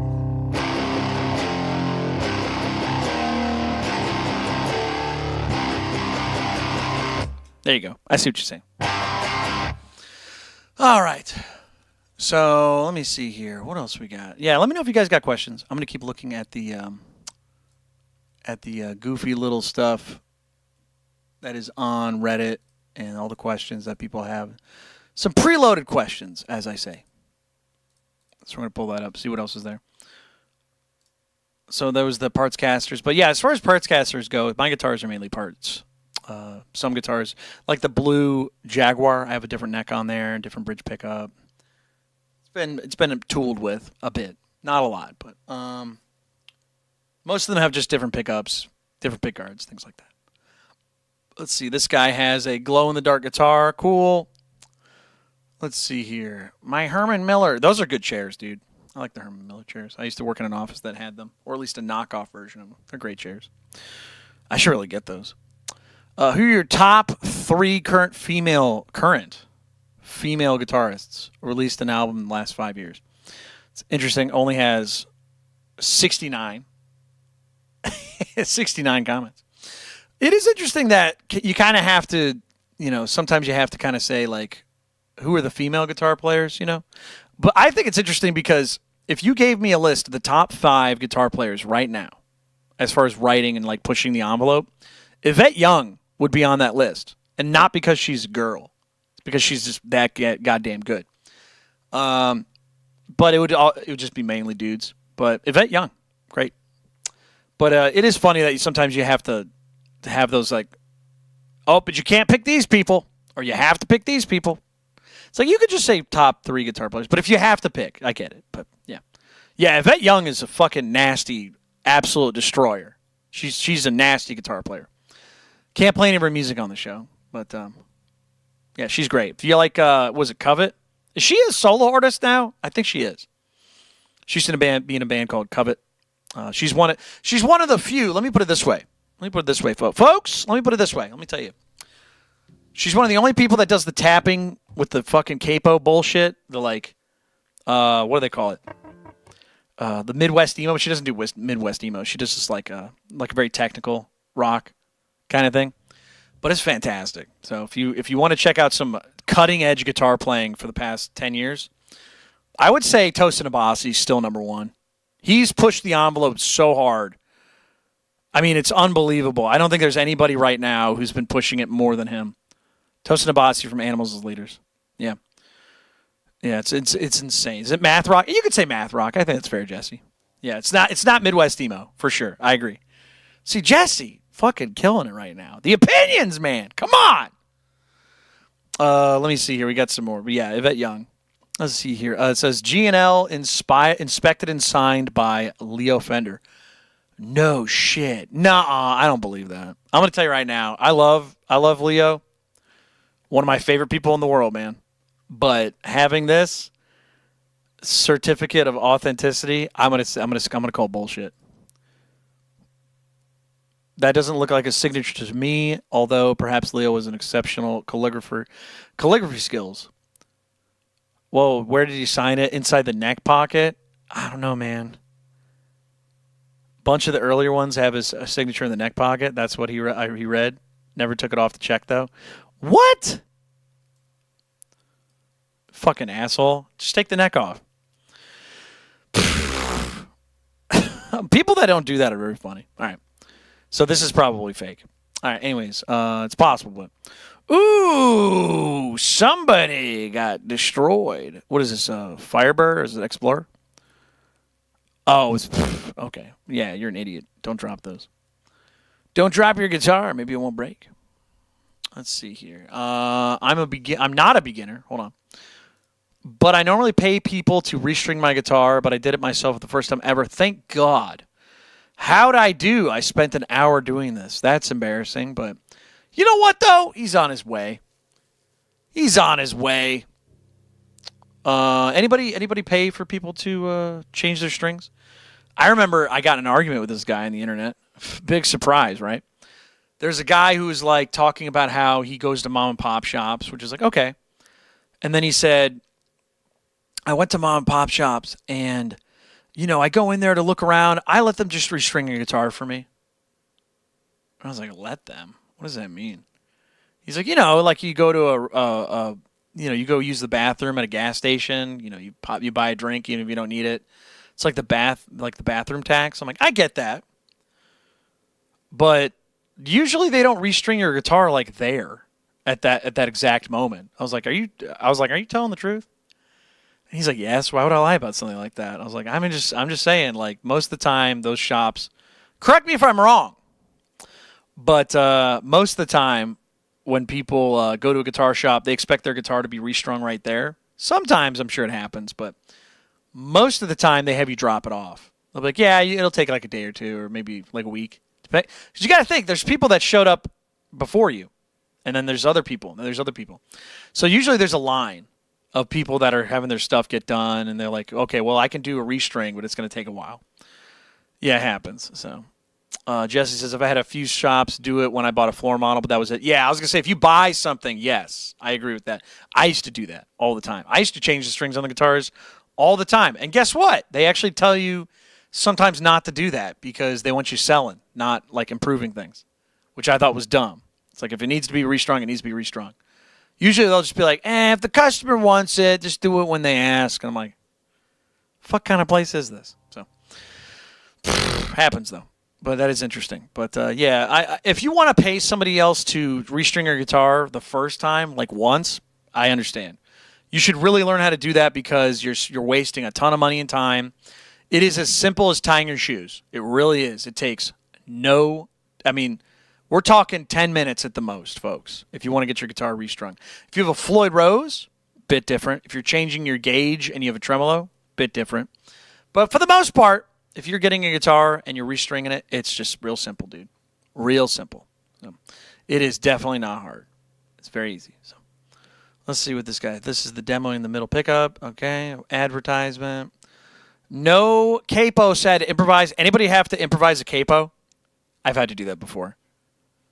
I've seen some wild shit that people do when like they get a guitar and they're like missing a part or something. Like I saw somebody once, they broke a nylon string and they tied the string. I've never seen that before. And then not that long ago, I saw someone else do it again, and I'm like, Jesus. And it doesn't work, by the way. It like messes up the string really bad. Like it's really hard to play. And it'll have like a chorus effect too. It's really weird. It does exist, but yeah. Sunday says, I use chopstick. Yep. You can do it. Yeah, there's a lot of like things you can do to a guitar if you don't have the proper tool. You can get something that works. Like, I'll give you an example. Let me just change guitars here real quick. On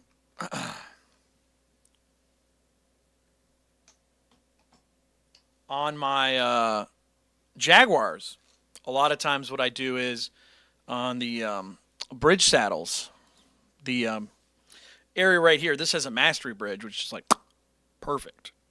But if you don't have the proper bridge posts, what you can do is you can just get tape and you just put it around the bridge post until it's like nice and a little bit thicker, and then it fits and it doesn't wobble.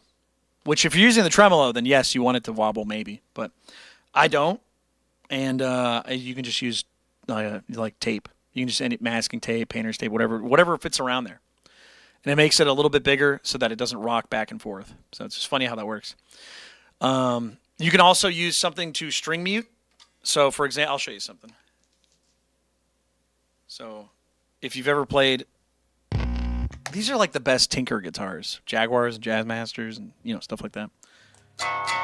So, I have $1 that I use right here as a little mute. It's not perfect, but it works. If I take the $1 out, it's kind of a funny thing. That's how loud that is. So if I play guitar, you can hear this kind of playing as like sympathy strings. You'll hear that sometimes, especially with the distortion. So if you just get paper or like foam or something like that, you can put under the strings right there. And it just makes it quieter. Obviously, other things will work better, but yeah, it works. Also, it's $1, which I think is funny. Because if you think about it this way, you get $1. What shuts everybody up? Money. So it's a little joke for myself. Every time I look at my guitar, I'm like, it's funny for me. So there's a little joke. Yeah, both my Jaguars have $1 in the bridge. So yeah, so you can just find stuff to fix things. Yeah, there's little things you can just. If you ever need to shim your neck, you can use paper. I usually use the card because it's real thin from the Ernie Ball packs, and they come right off. And they kind of have a little lip thing right here, which is pretty funny. You don't need to have it exact, but it helps. But yeah, I've done that before. Jesse says, if you had a Patrick Gnarly signature model made for you, what would it be and what would it look like? So I've thought about this. I have 2 questions. Which one do you think I would pick, and what would you pick? So what do you think I would pick? What would you pick if I had a signature? I know what I would want. There's 2 models, 3 if I can get lucky. There's 3 models, but I'm not going to tell you what the third one is because I'm going to eventually make it. So, oh man, I'm so excited. It's already been made too. I'm like, damn it! I didn't think of it, but I want it. So we'll think. But you have all the guitars that I play on the show. There are a couple models that I don't play on the show. I do have a couple guitars I do not play on the show anymore. If you notice, the Les Paul Custom has not been over here. I don't play it on the show anymore.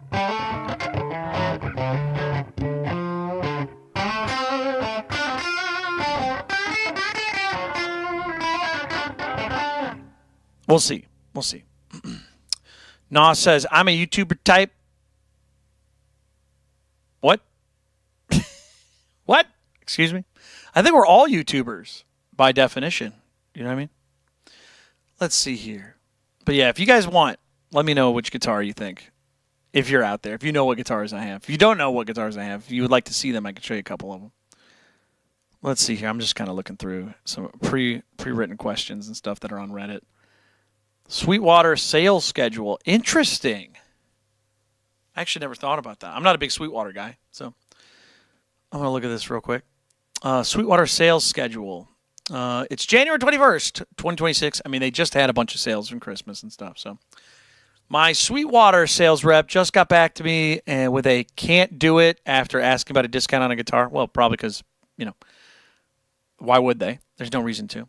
I'm wondering if anyone has an idea of when the next sale at Sweetwater is going to happen. I know that they do Black Friday and Gear Fest deals, but I wanted to know what the next sale might be. I mean, if you didn't get one during Christmas, you're kind of fucked. Just ask your sales rep if they could take 10 or 50% off. Unless the manufacturer is restricting them, they'll do it. Unless they don't like the guy. Yeah, most of the time, 10%, 15% off. There's coupons at all times. Any store worth their salt is probably going to be able to do that. But, I mean, they typically just have stuff go on sale every now and then. But it was right after Christmas, so I don't think they're really itching to get rid of stock right now. Is this how we're supposed to utilize their sales reps? I just buy whatever I'm needing / wanting and say hello to them, and when they call, text afterwards. It says, yeah, you're doing that all wrong. Always start with asking them if you can get a discount. I've seen hundreds doing this. 90% of the time they say yes. Even on big items, works with everyone, Guitar Center, Z-Sounds, most reverb sellers. Yeah, I'd say that's generally right. Most guitar places, if you go in person, will say no. But if you're cool and you're buying something like pretty big, because if you think about it this way, 10% off a guitar that's $100 is $10, which is like nothing. If you're buying a guitar that's $3,000, that's what, $300 off? So it's the same percentage, right? But they're making more money on the more expensive thing. The cost of the guitar that's $100 is going to be a little bit higher than the guitar that's really expensive, depending on what it is.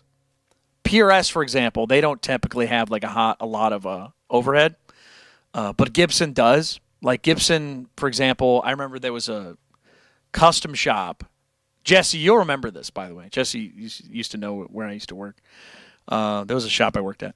Anyways, the Les Paul Murphy Lab that I really, really liked, I ended up selling it at the store I worked at, and I was very upset. I wept. I wept after that guitar was sold. But I gave him a note. I was like, hey, man, if you ever want to sell that, please let me know. But that guitar was so good. That guitar was like $5,000.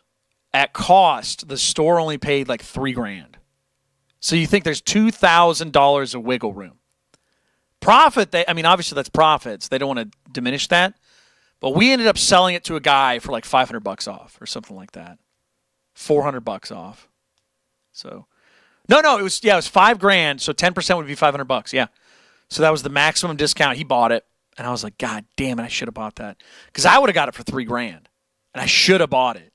But that's a lot of money, but considering what it was and how good it was and how great it felt, and it wasn't even because of the Murphy Lab, what's it called? The Murphy Lab aging shit, didn't matter.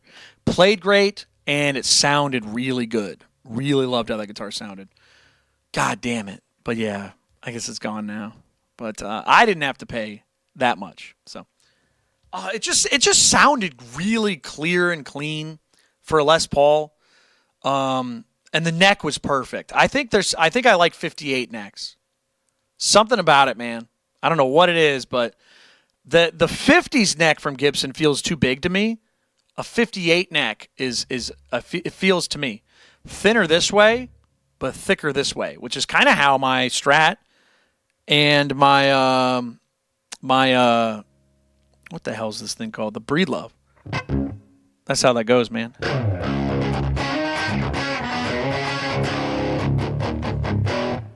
Yeah, that guitar was sweet. I really hope that dude calls me someday and goes, hey, I'm trying to sell my... Because he was an old guy, too. It's really funny. I'm trying to sell... Do you remember the Les Paul Murphy Lab? Yeah, what's up? When you selling it? But you know what's funny is I found another Les Paul as a 58, but it looked more like a Jimmy Page. And I was like, ooh, wasn't it Tony? No, it was some other guy. I'd never met the guy before. Some other dude. Shout out to Tony for being a really nice dude. I was thinking about him the other day. The first time me and him met, though, I fucking hated him. He said some rude shit to me. He's like, you guys overpriced that. And I was like, overpriced is kind of extreme, but, you know, somebody from their GC.com division priced it. And he went, yeah, but you priced it wrong. And I was like, I didn't price it, okay? The guys from GC.com did. Also, that's a little blunt, all right? So I thought that was really funny. But then after a bit of time, me and him talked, and he was pretty cool.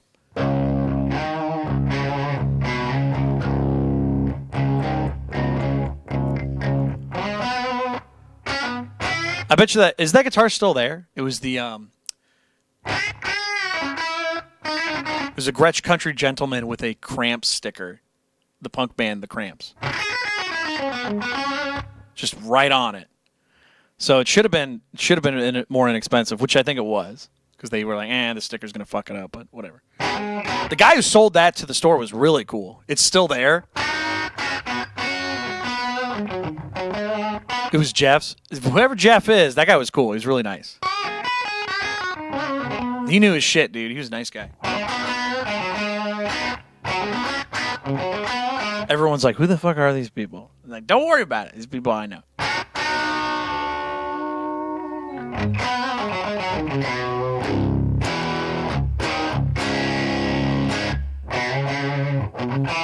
He's singing in your band? What? I didn't know that. You know that guy? I didn't know you knew him. That is so cool.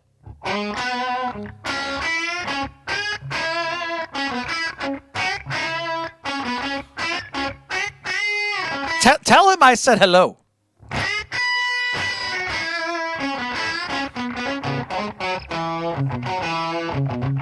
My man who looks like he could be in Bring Me the Horizon. My man who looks like he could be not the Suicide Girls, but the Suicide Guys. You know what I'm talking about?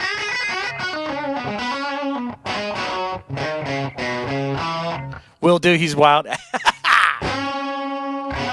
He's probably gonna roll his eyes so hard he could see his brain after he hears what I said.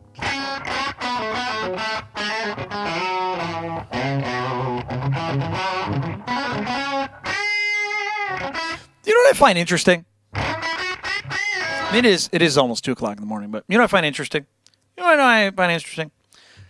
I'll see some live streamers on YouTube, and I see that they're kind of just like staring. Here's let me show you what this is what I mean by live streamers on the internet. So when people are on here, this is how I see them typically. Let me switch cameras real quick. Hold on.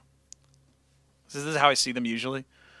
They're like, hey, what's going on, everybody? It's me. We're going to be talking about blah, blah, blah on YouTube. And then they just have the camera. They're holding it. And they just kind of stare in the camera.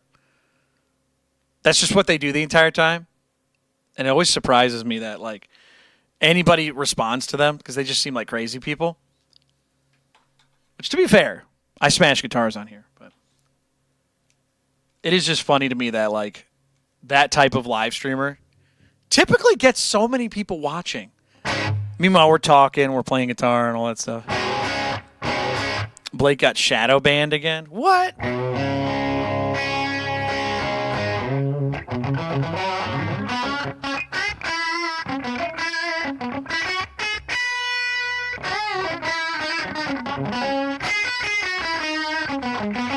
Let's go back to the Pat Chat 2. See what other questions we got on the Our Guitar subreddit. It says, does anyone know if they make these type of tuners but for regular acoustic guitar? That's a really funny thing to say. These are classical guitar tuners. And I don't know how this works, but somebody thinks that classical guitar is not normal acoustic because acoustic guitar is the steel string. But technically nylon is the real acoustic. It would just be called guitar. Before electric guitar, there was no such thing as acoustic guitar. It was just called guitar. So that was really funny. All right, so what do we got here? We got, what's this called? That is the washer for the tuner. But what's funny is that it's technically not a washer because there's not a nut over it. So it's really just kind of holding the string winding peg in there. So that's funny. Let's see what everyone else calls it. Grommet. Ah, shit. You're right. It is called a grommet. Because it's not a washer. Because it's not holding anything. Yeah. It's called a grommet. Wallace and grommet. Grommet. Cheese, grommet. Shit. All right, here we go. What pickups would you put in this guitar? Ooh. Not those ones, I'll tell you that. I'm going to be real. I've never liked the Zebra pickup covers. Never liked them. Never liked them. You know what's funny about that, too? Is I have one guitar with them. But I did it on purpose. Oh, I'm holding it. This one. I'm holding it. This one technically has a zebra stripe. It's supposed to look like just a regular Jaguar pickup. Help if I zoomed in a little bit. Yeah, I painted it so long ago, the paint's coming off. But yeah, it's supposed to look like just regular Jaguar. Because, I painted the pickup cover too. The ring. So that's funny how that works. So yeah, this is black because I want it to blend into the pick guard. So if you look at it from afar, it just looks like a regular Jaguar pickup, but it's a humbucker. It's supposed to be some camouflage. But I think it looks cool the way it is now. So I like it. But yeah, I either like it to be matching. Oh, here's a question for those of you who play guitar at home. Do you like it when the guitar pickup is uncovered or if it's covered? I think if it's on a Strat, if it's on a Fender, it has to be uncovered. If it's on a Gibson or something like that, with the cover. It just looks more natural. It just looks better. I don't know. So, like, for example, this one, it has to be covered. I think it looks better. It has to be the nickel, too. If you use chrome, it's too flashy. Too flashy. I actually changed the pickup covers on my Les Paul Cherry, the Cherry Burst, to nickel, and it looks a lot better in my opinion. The aged look looks cool. All right, so we got a guy playing the guitar, mini amp question. Okay, interesting. You didn't put the question in the title, so I'm not going to read it. Best acoustic guitar ever? This guy's. Moving on. Accidentally muting adjacent strings? Don't do that. Moving on. Hey, I keep hitting the gas pedal when I'm hitting the brakes. Move your foot over. End of story. My fingers are touching something they shouldn't be. All right, well, try not to do that. You have identified the problem. Let's see. Oh, we got a hot take here, everybody. All right, everybody, ready? Cut the setup bullshit. What the fuck does that mean? What does that mean, folks? Get ready. Can we get some fire emojis in the chat? We got a hot take. Here we go. I have noticed. Let me zoom in a little bit. Let me zoom in a little bit. Whoops, hold on. Let me zoom in a little bit on this so we can read it. I have noticed a trend when selling gear locally lately of people trying to trade or sell lower-end guitars that they have set up. Honey, that's not new. To trade for higher value and then acting like I'm the asshole when I don't see the value in their amateur tech work. Obviously, if you're buying from a store and it's done by a pro, a setup has value, but done by a rando on Craigslist, your amateur setup doesn't double the value of your bullet Strat. Maybe I'm an old man yelling at clouds, but this shit pisses me off. Not sure if anyone gets this. Duh. So there's a trend. Let me tell you something right now. This has been around for a while. This is not new. So this even happened to me recently. So there was a guy on Facebook Marketplace who had a Grote Jesse, the guitar we were talking about. It was in blue, though. So I'm looking for one. I want to see if I can get a good deal on one of them. Because $200 ain't bad. But I haven't forgot about the Jess Paul. But anyways, so it's there was it was like a Les Paul copy from Grote, and the guy was talking about he was selling it, and I was like $200. I'm like, don't they go for like $200 new? So what the hell is that? So I went on Amazon, I looked it up, and boom, sure enough, there was a Les Paul copy. There's a pretty cool looking one, and let me see if I can pull it up. And the guy was selling it for $200, and I'm like, you realize you're selling this for the same price as a new one, right? And he went, oh, but I put new strings, and I did some fret work, blah, blah, blah. And I was like, I don't give a fuck about that. I can just buy a brand new one. And if it doesn't work, I can sell it. If I buy yours, I'm stuck with it. Why would I buy a used model that I can't return if, you upgraded it? And even if you did take all the wires out, even a pickup change, come on. So if you don't know, anytime you modify your guitar is a sunk cost. It is always a sunk cost unless it's something really valuable. And even then, it's like not that big of a deal. We're talking like tens of dollars, not hundreds. So unless it's like a mastery bridge or like, I don't know, a full pickup set with like different hardware, like gold from chrome to gold, even then we're talking only like a couple $10, 10, 20, $50. Mastery bridge, especially because you have to order those. They don't really grow on trees, but I'd say $50. $50 more. So it's interesting that the guy was trying to get the. Oh, they're even cheaper. Dude. They're cheaper now. Hold on. Let's look at this. Let's look at this. Oh, here, let me do something here real quick. I'm gonna copy a screenshot here. Oh, fuck you. Oh, it won't let me. Dude, they won't let me do a screen cap. That is so funny. All right, well, you guys can't really see it right now. Sorry. You can't see it because it's got it's got some information on there. But anyways, yeah, it only carries value if you provide the original stuff as well, in my opinion. Even then, it's not by much. We're talking very little money. Very little money. Usually people don't pay extra for stuff they didn't ask for. You know what I mean? They want the lowest price. They're not going to go up in price.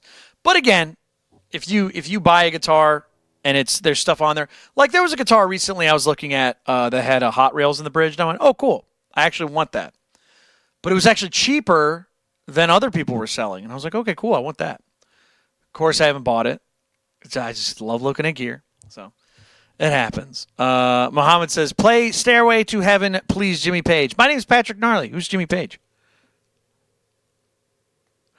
Anyways, so it's really funny how that works. Yeah, sometimes people try to sell stuff. So when this guy is talking about how people will often buy guitars and just like kind of set them up, they'll do like a little bit. I mean, we can technically play music, but I'm not going to play that right now. So, yeah, cut the setup bullshit. This guy's just complaining into the void. Yes, this is definitely old man shakes fist at Cloud because Cloud's been around forever. Yeah, the pro setups are not even that good either. It's just you need to learn how to set up for yourself. So, yeah, these people that do this are kind of dumb. But to be fair, nobody else is that stupid to fall for it. So, for the most part. All right. So 120th anniversary SG. This looks like an SGJ, if I'm not mistaken, or it's a junior or something. I don't know. They always get kind of funny with their names now, because a junior's not a junior anymore. Yeah, it's like a special. See how I don't know. I don't like the cream and black. Looks tacky. If this was all black, it would look better. If this was chrome and chrome, it would look better. This is a 2012. Or no, 2015. This is a 2015 because it has that stupid block inlay on the 12th fret. Cursed year. If you don't know, Gibson had cursed years. 2012 and 2015 were cursed years. So it's really funny how that works. So let's move on. Oh, there's the guy I wanted to upvote. I never logged in. Whoa, it looks like a cell-shaded guitar. What do you guys think? Yay or nay? I'm going to go with no, but I've seen them done better. I like where his head's at. He ruined the guitar, though. When I say ruined, I mean like he'll never be able to sell that guitar, ever. That thing is dead weight now. And believe me, I've done stuff like that. My Jaguar with the black electric tape, that thing is dead weight. Even if I took off the electric tape, it has ruined the paint on it. So that is mine now. But what do you guys think? Cell shaded? Yay? Nay? Let me know in the chat. People are like, I'm not talking to you. Just keep talking. Funny, man. Is this a real Gretsch Electromatic Patrick Stump Signature Series Gretsch G5135 CVT PS? What a fucking terrible name. Terrible name for a guitar. Anytime it's a letter with numbers, it's just terrible. Terrible. I don't think there's a lot of fakes of those, if I had to guess. But depending on what website it's on. It's on Reverb. It's probably fine. Looks real. I don't think anybody would fake those pickups. Zero comments 3 hours ago. Sucks to suck, nerd. Holy shit! Look at the action on this, dude. All right, everybody. Let's get ready. Dude, he probably put like 59s or something on here. Look how thick that string is, too. Good Lord. What is this, a bass? It's probably a bass, to be honest. Damn. You could fly a plane under that. Damn. That's ridiculous. Yeah, we got a literal bow and arrow right here, dude. That's nuts. Yeah, that's not too high. If you guys don't know what action is the distance between the string and the top of the fret. And usually you measure around the 12th fret or the 14th fret, depending on what you're doing. You could do the 3rd fret, too. I don't know if you're psycho. But, yeah, that's very high action. So, yeah, this guy needs to get a pro. He needs a pro setup. We need a pro setup. Yeah, you got to get a pro setup on that, man. Yeah, at this point, it's a consequence. Oh, here we go. 1974 Fender Mustang. Get Blake in the chat. We got to get Blake out here. We got a Mustang in the, what is it, the Mocha? The brown, 70s brown, natural brown. The Malaise era. I would actually rock one of these. To be honest. TBH. I would rock a 70s Strat or Mustang or something like that. I like them. I played 2 70s Strats. Loved both of them. So people shit on the 70s stuff of the CBS era. I actually like them. I do enjoy them. Speaking of that, we got a guy playing some video game stuff. Cool. Only 6 upvotes. 3 comments. Former Les Paul owners. Yeah, you can tell that these places typically, if you post yourself playing music and stuff like that, they don't really care. They don't want to see all that. Former Les Paul owners. I'm a current Les Paul owner. Let's check out this. See what he's saying here. When and why and how did you come to terms with the Les Paul being not for you? What guitar did you find afterwards that was really yours? I've always wanted a Les Paul, and 2 years ago, my wife bought me my dream guitar, but honestly, I felt like I've been fighting this guitar the whole time. I've been playing on off and on for 30 years, and I've never once played in pain. Really? Sometime practicing for 8 hours a day, weeks on end. Okay, that's a lot of practice for a bedroom guitar player, but cool. Fast forward to this guitar, do whatever you want. And I've had bouts of tendon stress. Interesting. In both my arms and never found a comfortable position to play it. It sounds like you're getting old, my friend. No offense. So what did it for you, and what guitar did you find better suited to your playing? I've tried out Fender Tele with dual humbuckers, and I didn't feel any fight I do with my Les Paul. This sounds like, honestly, this guy needs to get a setup. I think this guy needs to get a setup. No guitar that I own. I used to play guitar on a 12-string neck. Big old baseball bat. Huge neck on that guy. And I remember I don't love it, but I didn't hate it. You know what I mean? I kind of dealt with it. That's what I had. The idea is that a good setup, because I remember setting the guitar up, I'd shave the bridge down and stuff like that a little bit to make sure it was playable. And I put lighter strings on it, and it was fine. Big neck, yes, but I think with a proper setup, this guy would probably not be complaining so much. Maybe he has too heavy of strings. Maybe he's not used to 10s. I don't know. But whatever he's doing wrong, and he needs to fix it.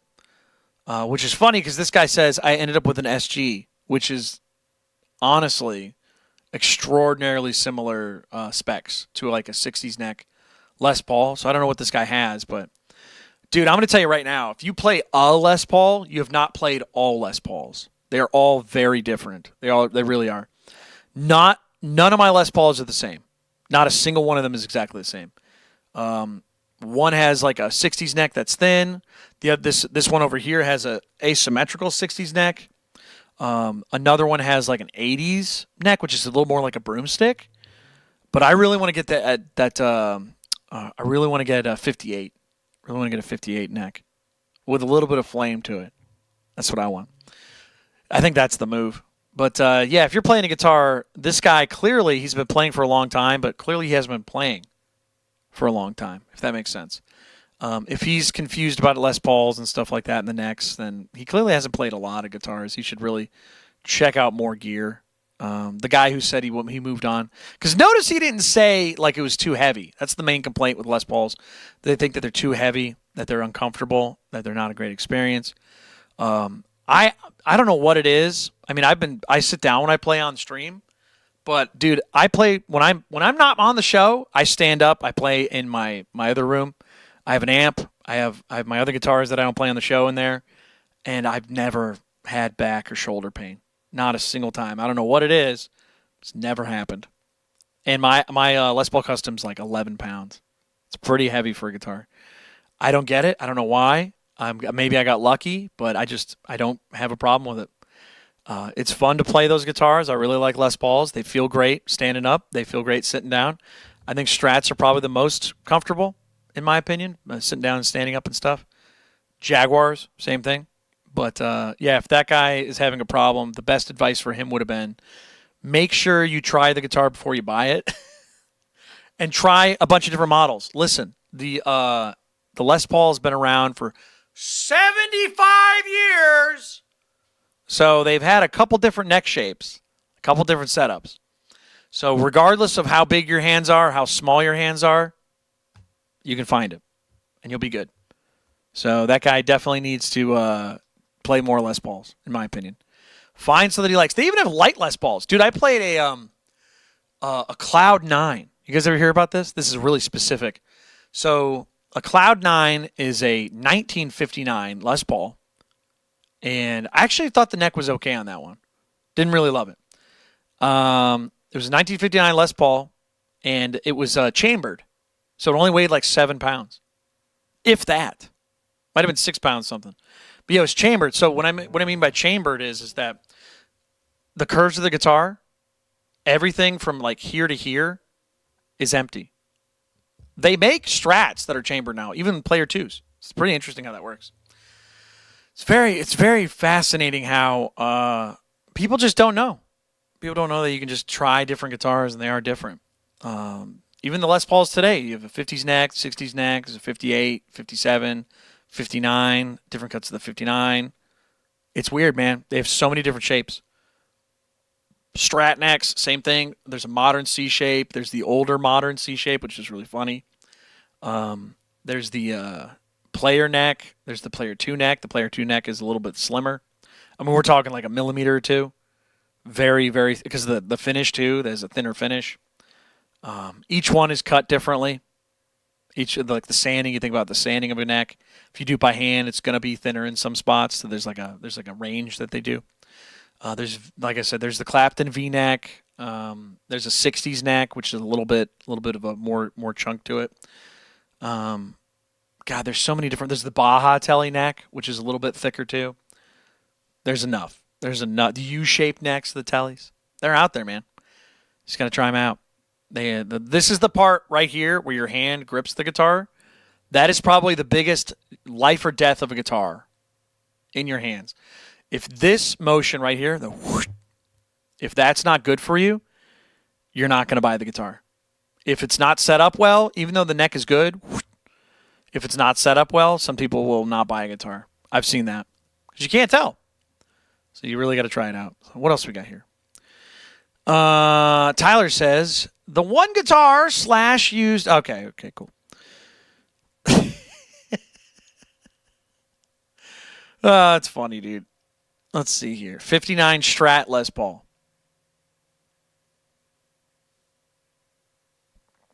Oh, I don't know what you mean by that. Let's see here. Let's look at these, though. Can you actually teach yourself guitar and get good? No. Nobody gets good at guitar by getting taught yourself. You can't read a book or go on YouTube and teach yourself. Look at this. 9 upvotes, 87 comments. It's always funny how this our guitar is like the most... You want to talk about ego. You go to almost any single subreddit, and the upvotes are always going to outweigh the comments for the most part. This subreddit is just the opposite. It's a bunch of people wanting to share their opinion.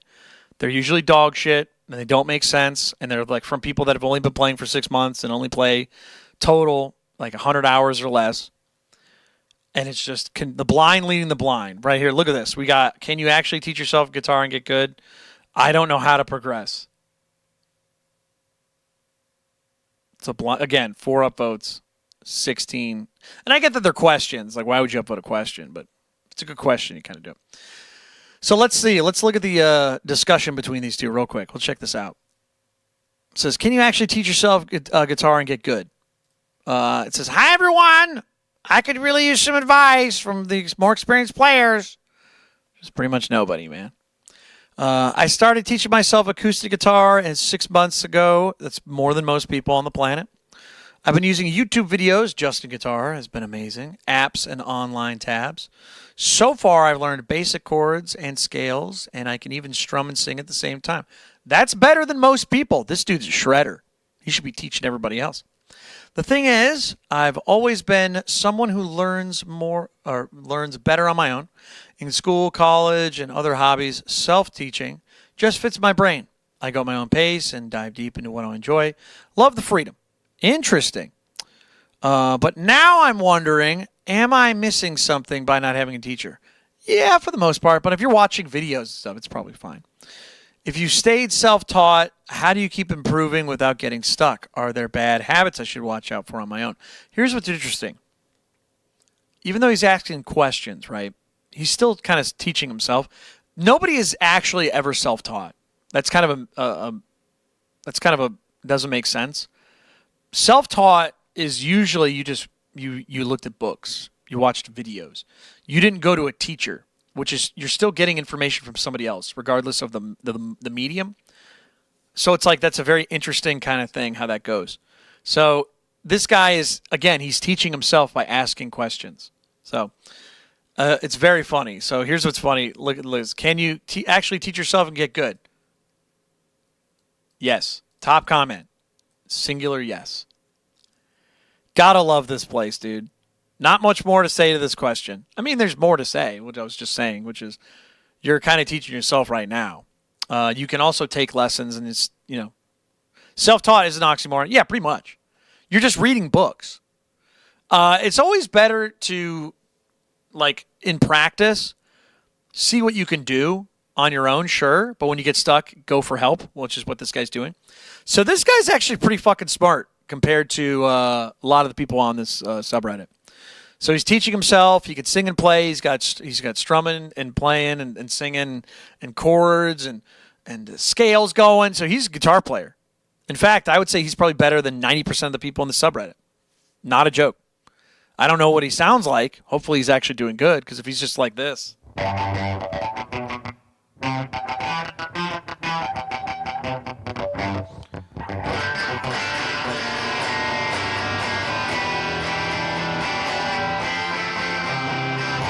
Then it's like, okay, you're not actually playing well.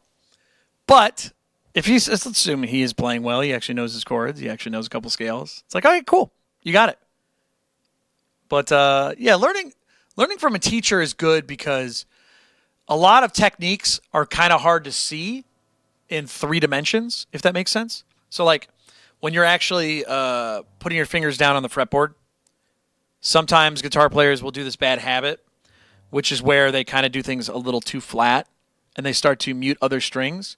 Whereas if they start pressing down like this, you know what I mean? If they start pressing down with only what they need to and only pressing down as hard as they need to, not too hard, not enough, they can actually hit the notes properly. So it's kind of hard to visualize that through a video.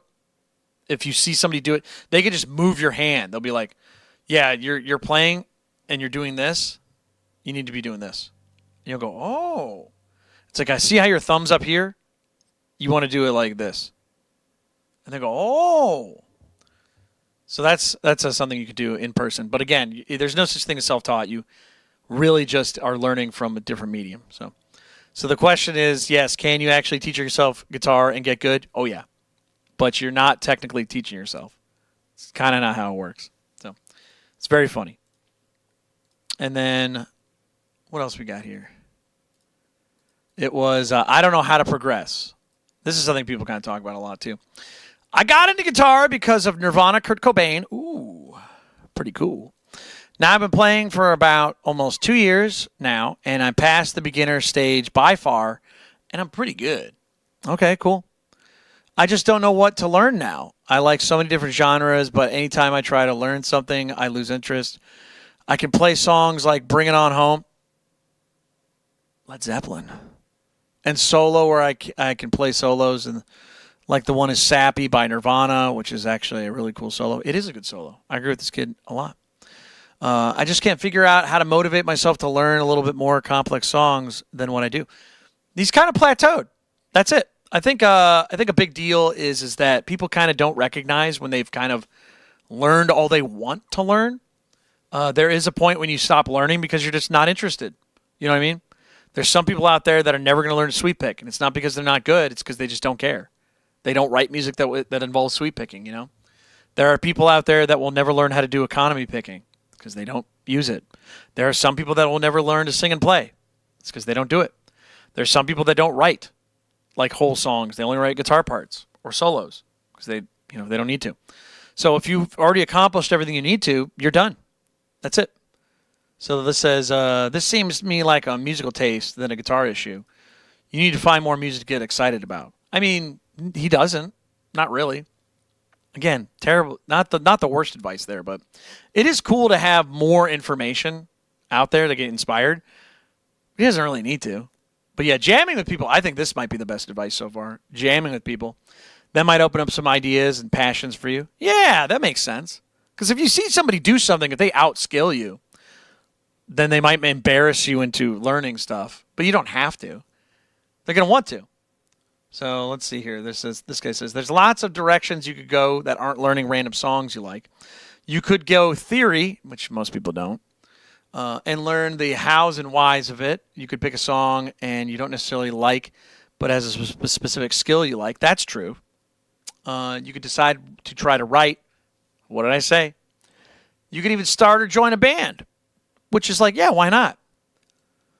Yeah, so these are all things he can do, but nobody has to do any of those things. None of those are absolutely necessary. So it's very interesting how that goes. So, yep, my job here is done. So it's funny how that goes. I like how this guy is like, Queens of the Stone Age have songs that are pretty fun to play. He wasn't really asking for recommendations for bands, but thank you. That's really funny. Yeah, here we go. There's another guy. Music is not a series of trophies or Pokemon cards that you collect for learning riffs and solos. Whoop. You kind of come off as someone who wants to impress. Oh, you're a fucking asshole. Oh, I didn't log in. What a dipshit. That was a really obnoxious statement.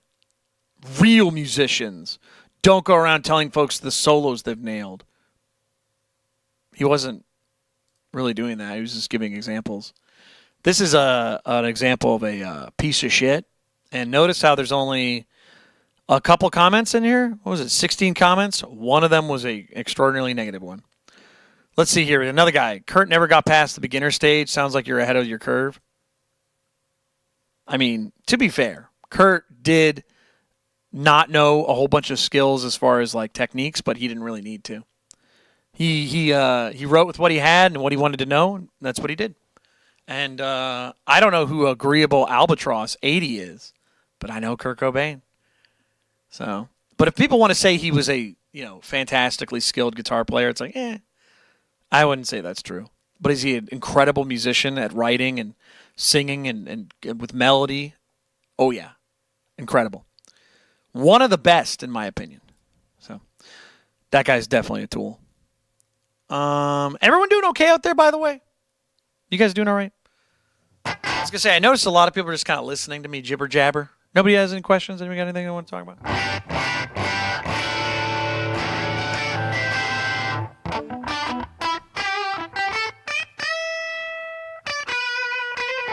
I know this isn't what we usually do, but I was playing music for most of the day and got kind of burnt out. And I was like, all right, I'm just going to kind of hang out and just answer some questions and talk and see where the night takes us. So, and he sang and played too. Exactly. Yeah, you're not going to be playing extremely hard parts and sing and play too. Like that's tough. That's tough to begin with.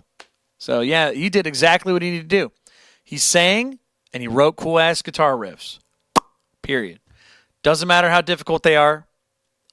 Difficulty is not a sign of enjoyment. You know what I mean? Just because something is difficult does not mean it is good. Like, think about it. Peanut butter and jelly is pretty fucking good. What is that? 3 ingredients? Get your bread, peanut butter, jelly. maybe a glass of milk. You're good, dude. That's how it works. But if you add some cucumber to that, that doesn't necessarily make it good. How do you do that?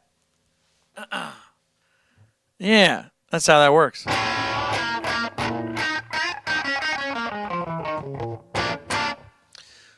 Zoe says, what Kurt did worked for him and everybody else. It's not about how difficult it is. Yep. I mean, I think Steph Carpenter from Deftones, he said one of these amazing lines. This is really funny. He went, the more complicated you make the song, the less booties shake. The more simple and bounce to that song, the more the booties shake. So if you're trying to write music that's technical, guess what? The booties aren't shaking. And I was like, that's badass, dude.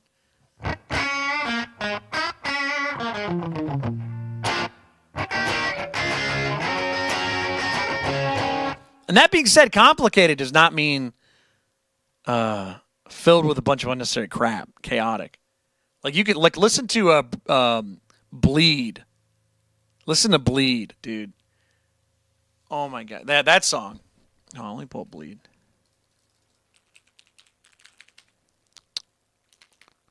Not Bleed. It's Bleed. By Meshuggah. Yeah, if you listen to Bleed from Meshuggah, it sounds simple. Like it's a pretty simple riff, but it's like very complicated. Damn, is it complex. But it's good. Marcus says, I was once told I play guitar like a bass player, and I still don't know what that means. I mean, you play root notes. Thank you for subscribing. It means you play root notes, which is typically what bass players do. And what's funny about that is guitar players that sing and play kind of play, the chords. And bass players are stuck like stuck, but they tend to play root notes. So really, it's unless you're just kind of doing it like this.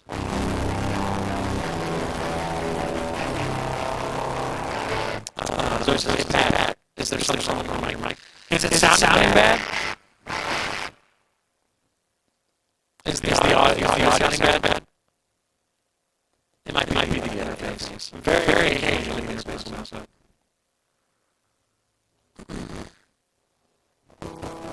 Should crystal clear.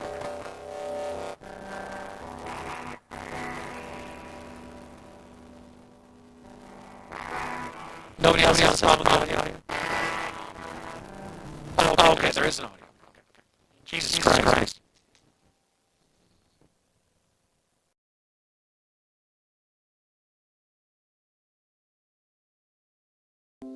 Is that better?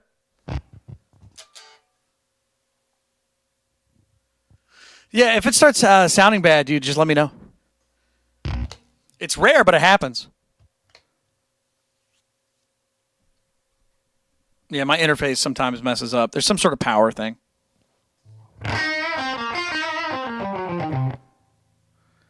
Yeah, I had a feeling. Yeah, if it ever starts to do that, immediately let me know. Be like, Pat, the audio's having a problem. Fix the audio. I'll go, okay, thanks. That's it. Yeah, if you ever hear like a bunch of crunch for some reason, it's the interface. I should really get a new one, to be honest. So, not fixed on your end? That's not possible, so I don't know how that works.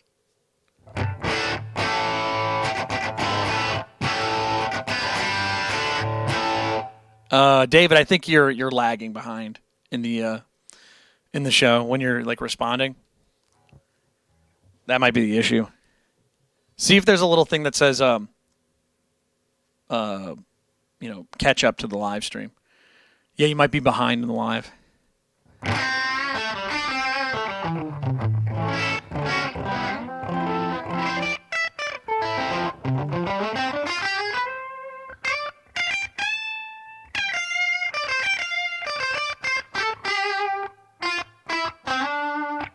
Isn't that funny how that works?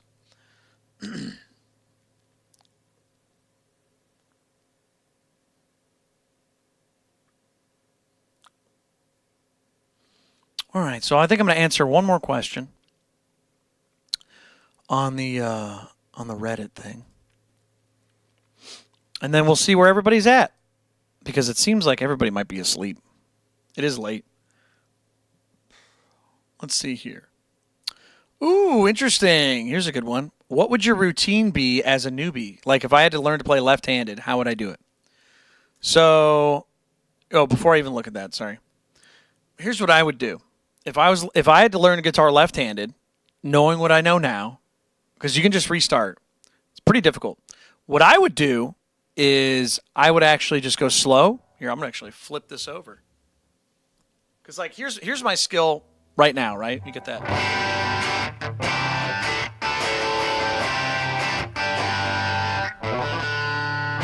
You get your chord work, you got a little bit of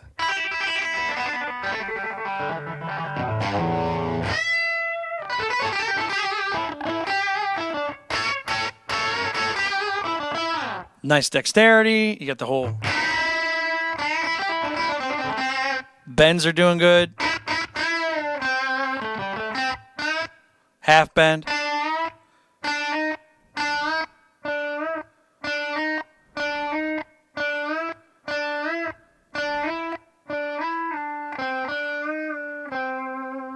You know what I mean? Going your half bends, full bends, all that stuff. Visualizing. Figuring out songs. But if I go left-handed, even though all that stuff's in my brain, because my nerves aren't exactly where they need to be, because my dexterity's not there, the muscle memory's not there, is underdeveloped, it's going to sound bad. Even though I know how to play. See, I have to like, where do I put my fingers?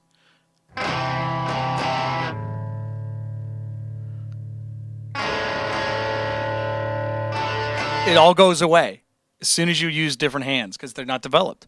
Even though my brain knows how to play Come As You Are, it's 0, 0, 1, 2, right?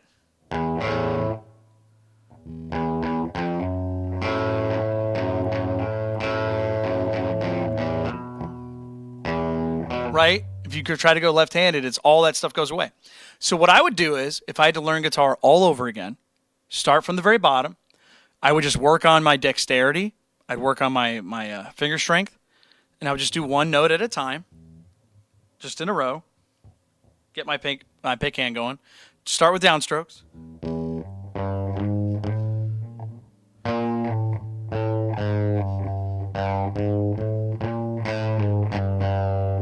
Right? And just develop it as I go through. And then once I do that, I can go to string skipping. Or string moving, I should say.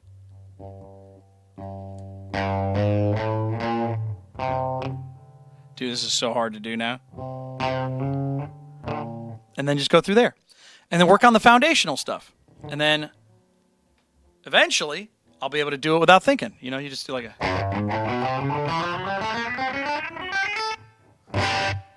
You know what I mean? Because like when you guys start, it's like you might know what to do. Your brain knows how to do things, but your wrists, your fingers, your tendons, not all that stuff's ready to go yet. You got to be able to do it. All that finesse, man, dexterity. Put some points into dex. But don't tell anyone. Giants, giants, giants. Anyways, well, that's what I would do, is for work on the foundational stuff, really get your hands ready to go, get your guitar set up nice and perfect for you, and then you're good. So, all right, everybody, any other last questions for the night? We've been streaming for a couple hours. We did kind of a low and slow show tonight. Because I'm worn out from today.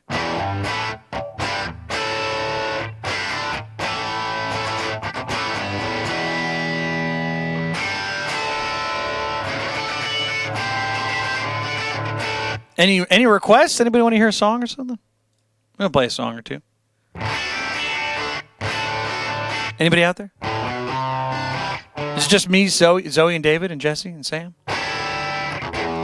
Sam says, dude, no joke, Close to You has one of the best songs I've heard in a while. Thanks, man. David says, any updates on the new album? You would know if you were here more often, man. You would know.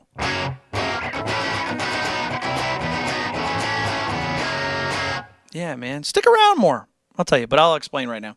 The new album is going to be a little bit later. There were some issues with I was having a root canal not that long ago, and I had to go to the dentist for a couple days, and that kind of messed some stuff up. But yeah.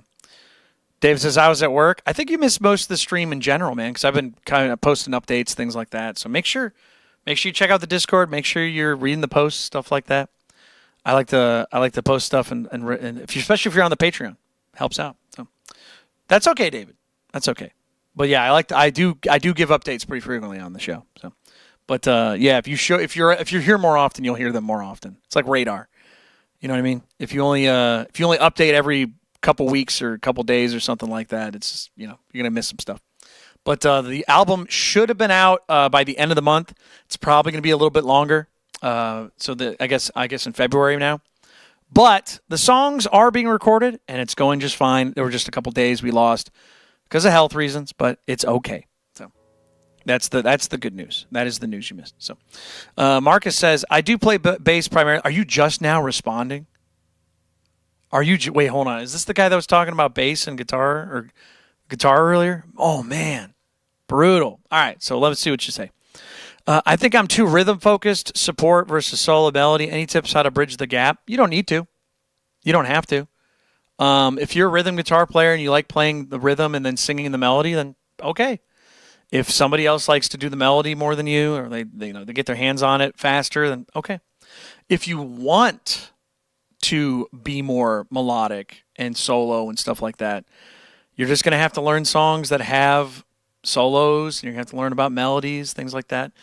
You're going to have to find what you like, what you don't like. Because I can tell you exactly what I do when I write melodies, which is I usually just sing them. You know what I mean? Like, I'll give you an example. So the song Nostalgiac, the one that goes, oh,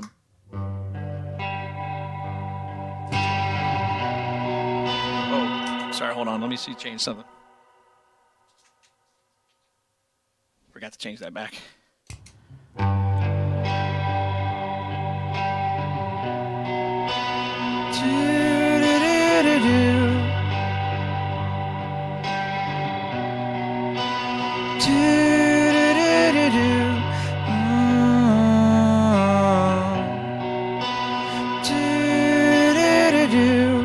I sing that part, but you get that.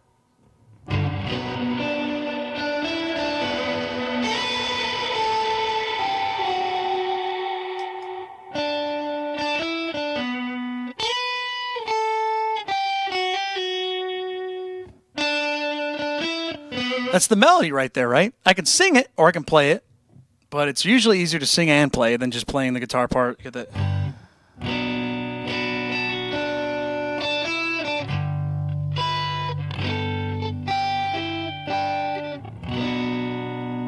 Right? You can do it. It's just more difficult. So the bottom line is that when you're writing songs and you're trying to get the melody, usually helps to just kind of sing it, or you can listen to it back. You can play like a looper pedal or something like that, record it on your phone, and then just play along to what you wrote. You know what I mean? Because it's just all you're doing is repeating stuff. There's a lot of phrases.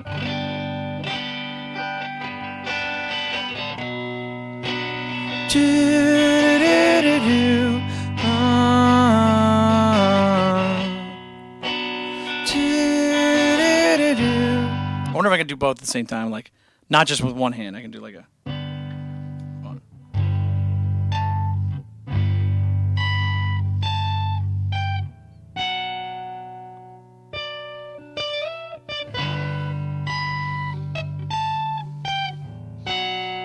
Right?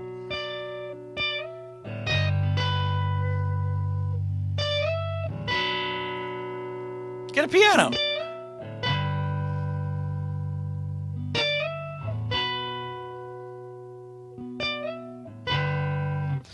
David says, can I request This Is Not Your Fault? Yeah, you could do that if you want. Yeah, send a donation. I'll play it for you. Yeah, I was going to say, I like playing that song a lot. It's not on the list yet, but I've been, any of the new songs, if you already know what they are, I can play them for you. Yeah, thank you for asking.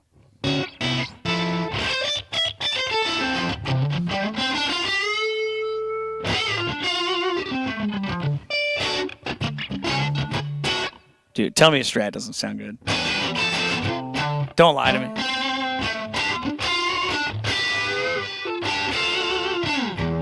It sounds so damn good.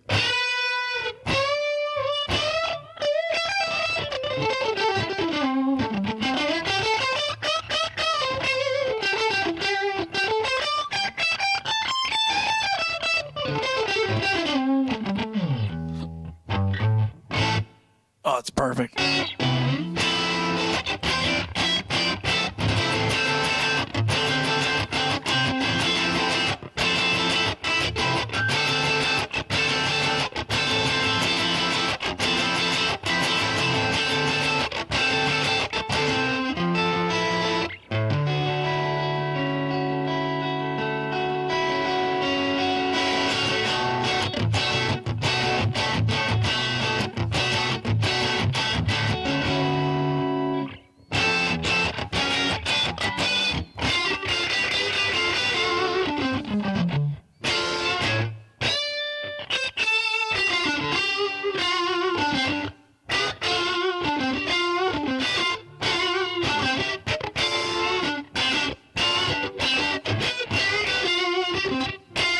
Dude, every other instrument in the world, man, I gotta tell you, as much as I think other instruments are cool, just getting that.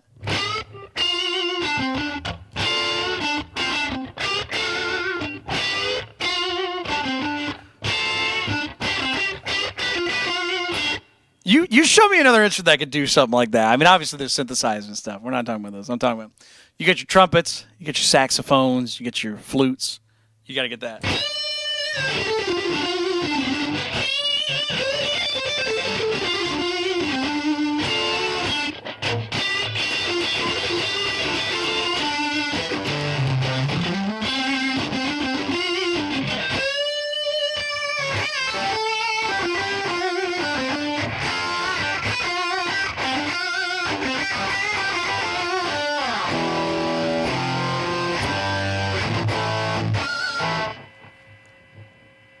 Oh, we got our, I'm sorry. I didn't see it on my phone real quick. We got a request from David. Perfect. We are going to play a song called This Is Your Fault. Let's play this for you. Thank you so much. Our first and probably only donation of the night, because we were doing a bunch of talking earlier. Let's see here. This is your fault. Absolutely. Here we go. Hope you guys enjoy.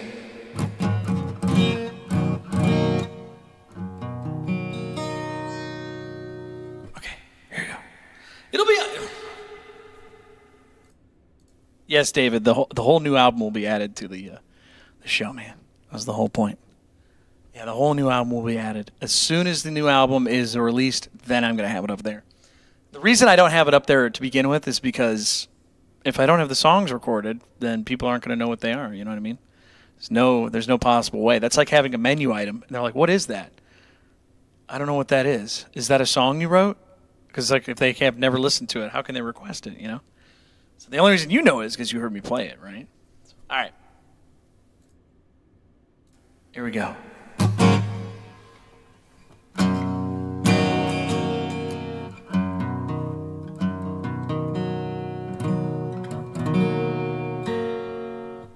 Hold on 1 second. A little out of tune.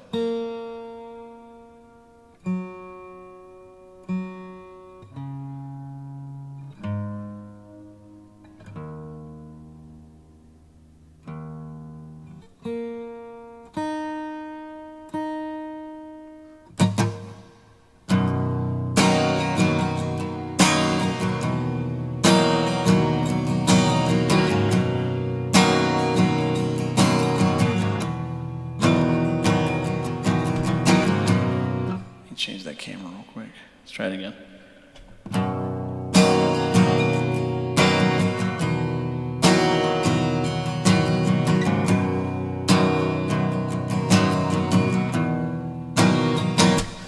This is your fault.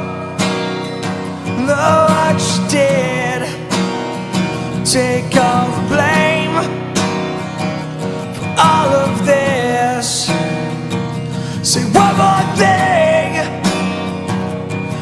Make it all count. Give you a reason not to break down.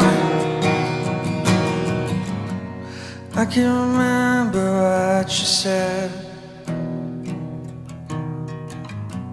Think it's time to go back to your bed.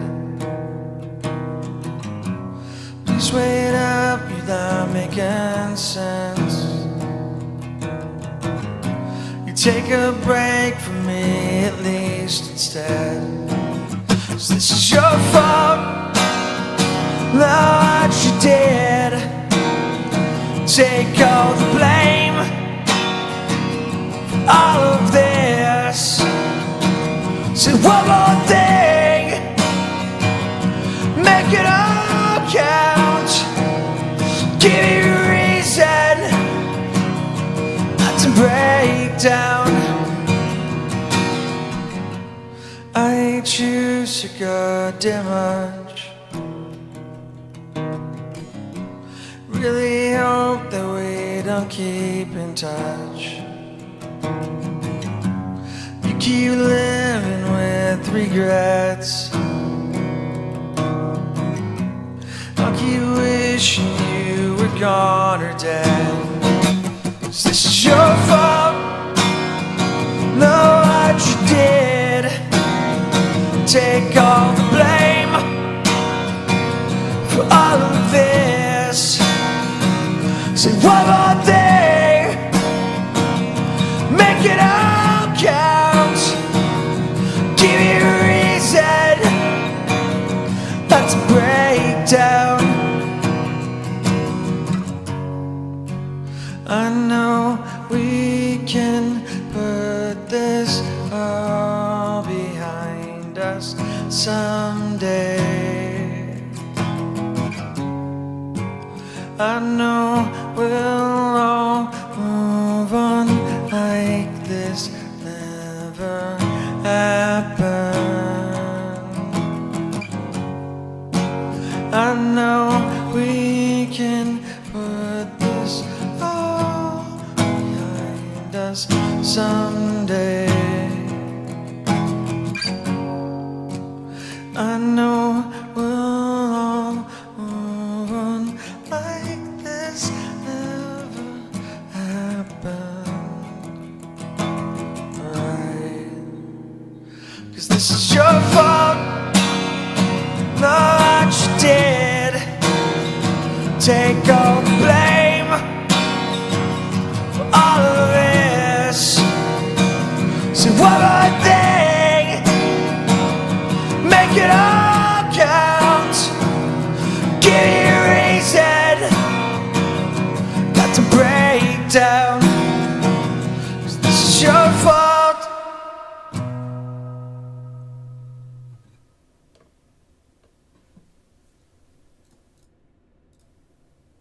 There you go. That one's for David. Thank you so much. All right, everybody. I don't know what else to do on the show for you. But if you guys wanted to hear something, you got your last chance right now. Jesse says, Pat, if I sent you one of my songs, would you cover it? I'd love to hear your take. Maybe. I don't usually. I like to make sure I pick the songs for the show because, one, I want to make sure I put all my heart and soul into it, because if I don't love the song, and I'm not saying I won't love your song, but I'm just saying if for some reason I don't want to do a bad job, because you've seen how many people ask me to play songs that are good songs, and I'm like, I don't really want to play that because I want to make sure I can do a good job, blah blah blah. But if you want to send it to me, you're welcome to. The Discord's obviously already there, and the email and stuff. If you want to send it to me, you can, but no promises, man. I just want to make sure I play the songs that I really enjoy, and then I want to. Also, I got to make sure I got my new record. I got like 20 songs to add to the show. That's going to be crazy. That's going to be a while. Oh, hold on. We got David. David sent us another one. David's like, you're not going so fast. You stay right there, funny man. We got another one. Hold on. Let's check it out. Dude, I'm excited for you guys to hear the new songs that I've not played on the show. Well, to be fair, David, half the songs are already been recorded and played and all that stuff, and the other ones are much shorter, acoustic stuff. So it's like, you know how it goes. So yeah. So it's 10 old songs and 10 new songs. Actually, let me give you an accurate amount of how many songs are going to be there. So thank you so much to David. Nostalgia? Oh, my man. My man. Are they all acoustic? David, are you... All right, I think, David, you said you haven't been here for a while. I don't think you know anything about the new record at all. Here, let me explain. It's okay. Let me explain. So the new album is all acoustic. The entire album is acoustic. It is called Finals Unplugged. It's supposed to be kind of my tip of the hat to obviously Nirvana's Unplugged album and all the other acoustic stuff. But the main reason I'm doing it acoustic is because so many people love the acoustic versions of my songs, and I really don't have them. So, one, it's kind of a little nod to obviously my favorite band that I don't shut up about. And two, it's going to be easier to record or not record, but it's easier to play because I don't need a backing track. I can just play it acoustic for everybody on the show. The other thing too is it's been quite overdue. Medicine for Melancholy was my first acoustic record, and I never play any of the songs off that album really. I mean, some of them, maybe one or two of them. But yeah, Finals Unplugged it was supposed to come out at the end of this month. It's going to be pushed back a couple days. We'll see how long it takes, but it'll come out. And let me just real quick. Let me go look at. Let me see here. Let me go look at my Patreon, which, by the way, has the album, the album cover on it already, so you can go look at it if you want to, and it has the track list. So if you want to look at the tracks, you can. It's been up there for about 6 months, I think, right? Something like that. It's been updating it and stuff like that. Am I recording myself? David still does not. You don't know the show very well. Yeah, all my music is just me, man. It's just me recording it, writing it, playing it, all that stuff. Every album from my band has just been me. It's just me. It's like a Tame Impala situation. So, yeah, I was gonna say, David, man, it sounds like you're more new to the show than I thought. Yeah, it's always been like that, dude. But that's okay. But yeah, it's just gonna be me. So yeah, the album covers. I actually let people know what the possible album covers would have been too, so you could have seen the other ones. But I had people voted on it, and I said, you know what, that makes sense. So let's see here. We got Finals Unplugged. Here we go. So it has Featherweight. Let's see. Actually, I don't want to say them all out loud because it's the Patreon. So we got 1, 2, 3, 4, 5, 6, 7, 8, 9, or no, 8. So there's 8 songs that have already been recorded. And then 1, 2, 3. About 11. Yeah, it's about 11 that, what's it called? Yeah, it's about 11 that were not recorded. Yeah, it's about 11 that were not recorded before. About 5 of those you've heard on the show. So, for example, I Had a Dream, Can I Walk You Home? Let's see here. This Is Your Fault. I Could Never Sleep at Night. Actually, it might be the 4 of them. Yeah, 4. So 4 of the songs you've heard before, I played them on the show. So the other 5 or 6 of them are brand new. I've never played them on the show. Maybe I have toyed with it a little bit. Maybe some people have heard it way long ago. But yeah, for the most part, this song. Yeah, these songs are going to be completely new. Completely new. So I've been trying not to play them on the show. I know I want to. But yeah, there's some songs on here I've not played yet. So that's a nice little explanation of to why it's like, okay, it's not going to be so bad. Because the writing's all there. I just have to record it. So it just takes a while. And you got to, with acoustic, every time you screw up, every finger squeak, every nose whistle, everything you hear is going to go through that microphone. So it's a little more difficult to record. But all the writing stuff's good. So it's all there. So we're going to play one more song for the show. We're going to play a song called Nostalgiac, which is going to be on the new record. It is actually the second song on the record. So we're going to play this last song for the night. And then, obviously, if somebody else wants to hear something between now and the end of the song, you're welcome to, but we are running out of time. So I hope you guys enjoy this last song that was requested. Oops. Hold on. Okay, we're good. Okay, here we go.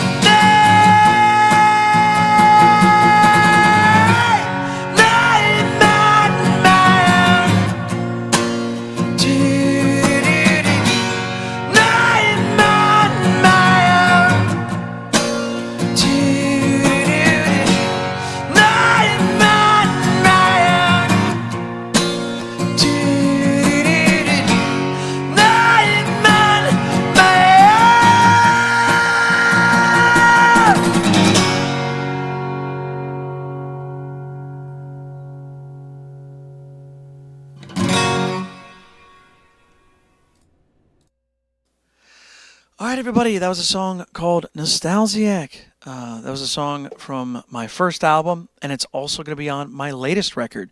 That's an acoustic version that I'm going to be re-recording, and I already did. That'll be on the next record that comes out early next month. So if you guys want to listen to the acoustic version, you got to wait. But if you want to listen to the most recent, or I'm sorry, if you want to listen to that song's first appearance, Go check out the first record.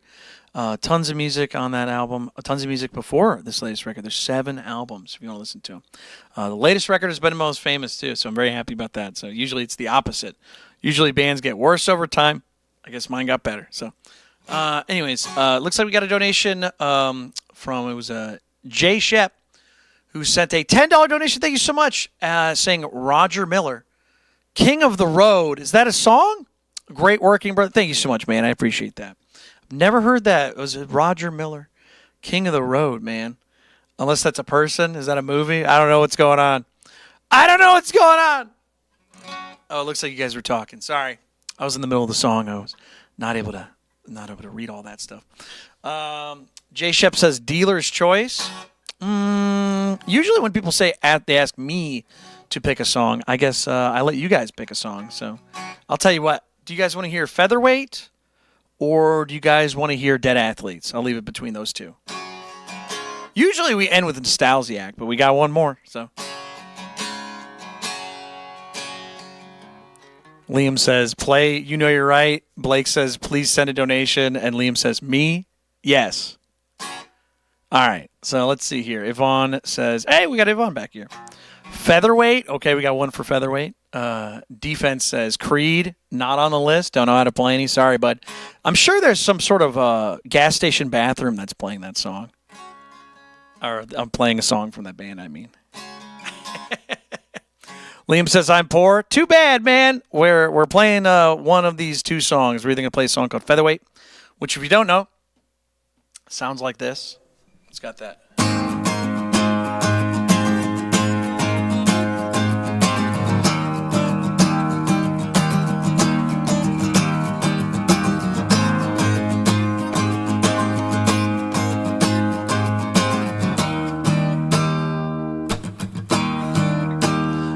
I know you always speak softly. Sounds like that. And if you want to hear Dead Athletes, we're going to play that electric. It sounds more like this. It goes...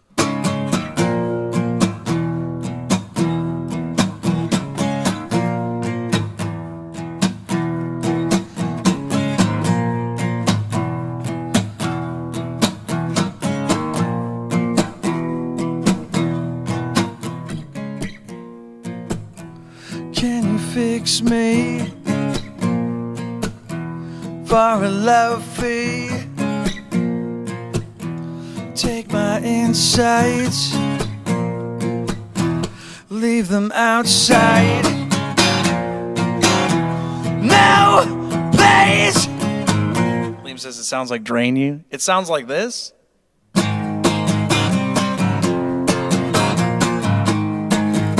Liam, I think you gotta get your ears checked, bud. All right. Defense says Hunger Strike, please. Defense.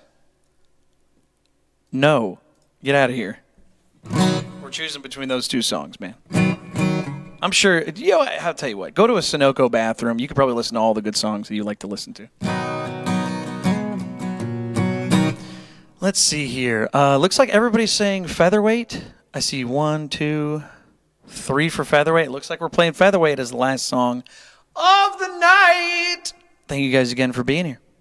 All right, let's do it. Okay, thank you guys again.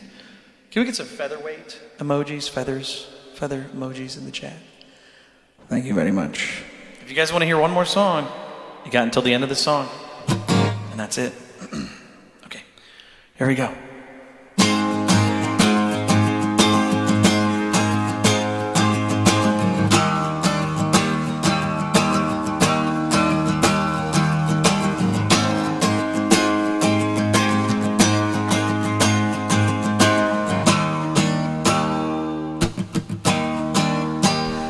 I know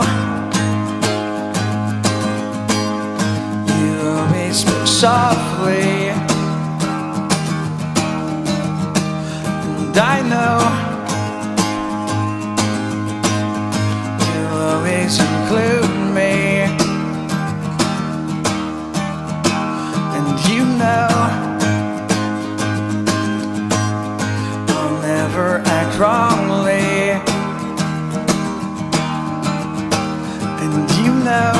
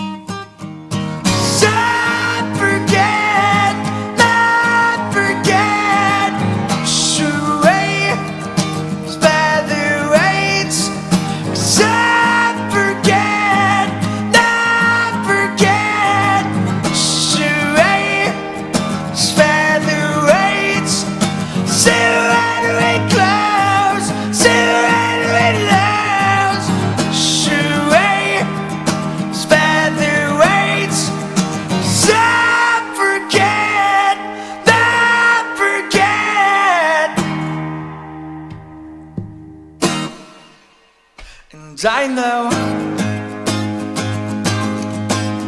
I love you so dearly,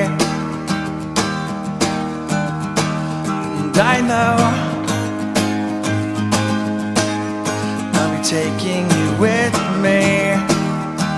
Come on! And you know I mean it sincerely. And you know we'll forget all those days. Yeah, and I know exactly what is wrong. Tell you exactly what's wrong.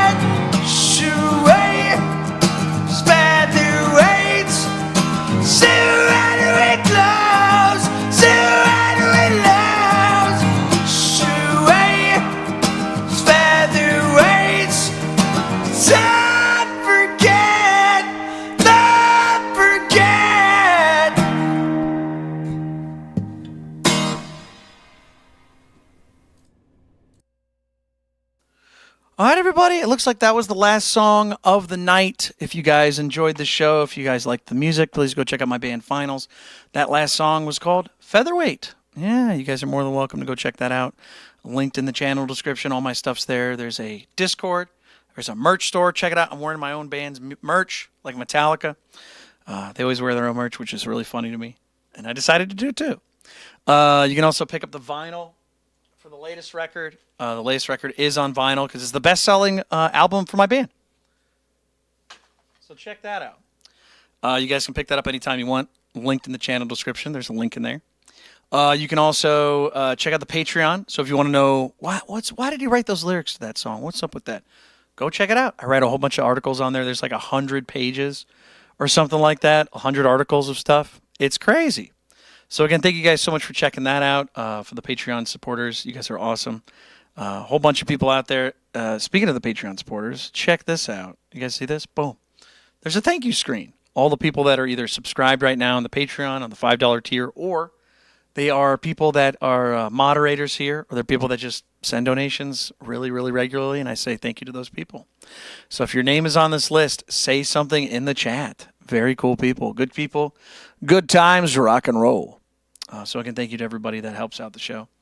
Trying to get the record recorded as soon as possible. It is a little more than a quarter of the way done as far as recording goes. Like I said, everything's written. I just got to record it, and it's going to take time to get everything just right. So again, thank you guys so much. Once again, if your name is on that list, say something in the chat.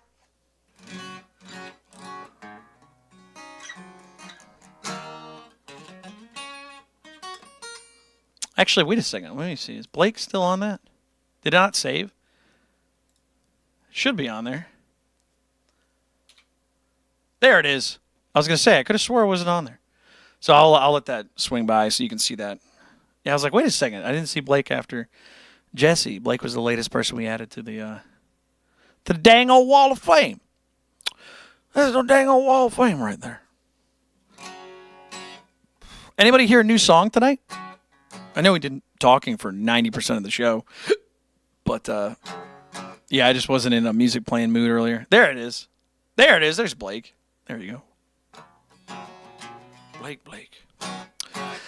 All right. Well, again, thank you guys so much for being here. If you have questions, you can always go check out my Discord. I'm always on there hanging out. If you guys want to ask a question with a really in-depth answer or maybe even a video, go to the Patreon. So, all right, everybody. Good night. Thank you so much for being here. Stay gnarly. Check out my band. My name is Patrick Gnarly.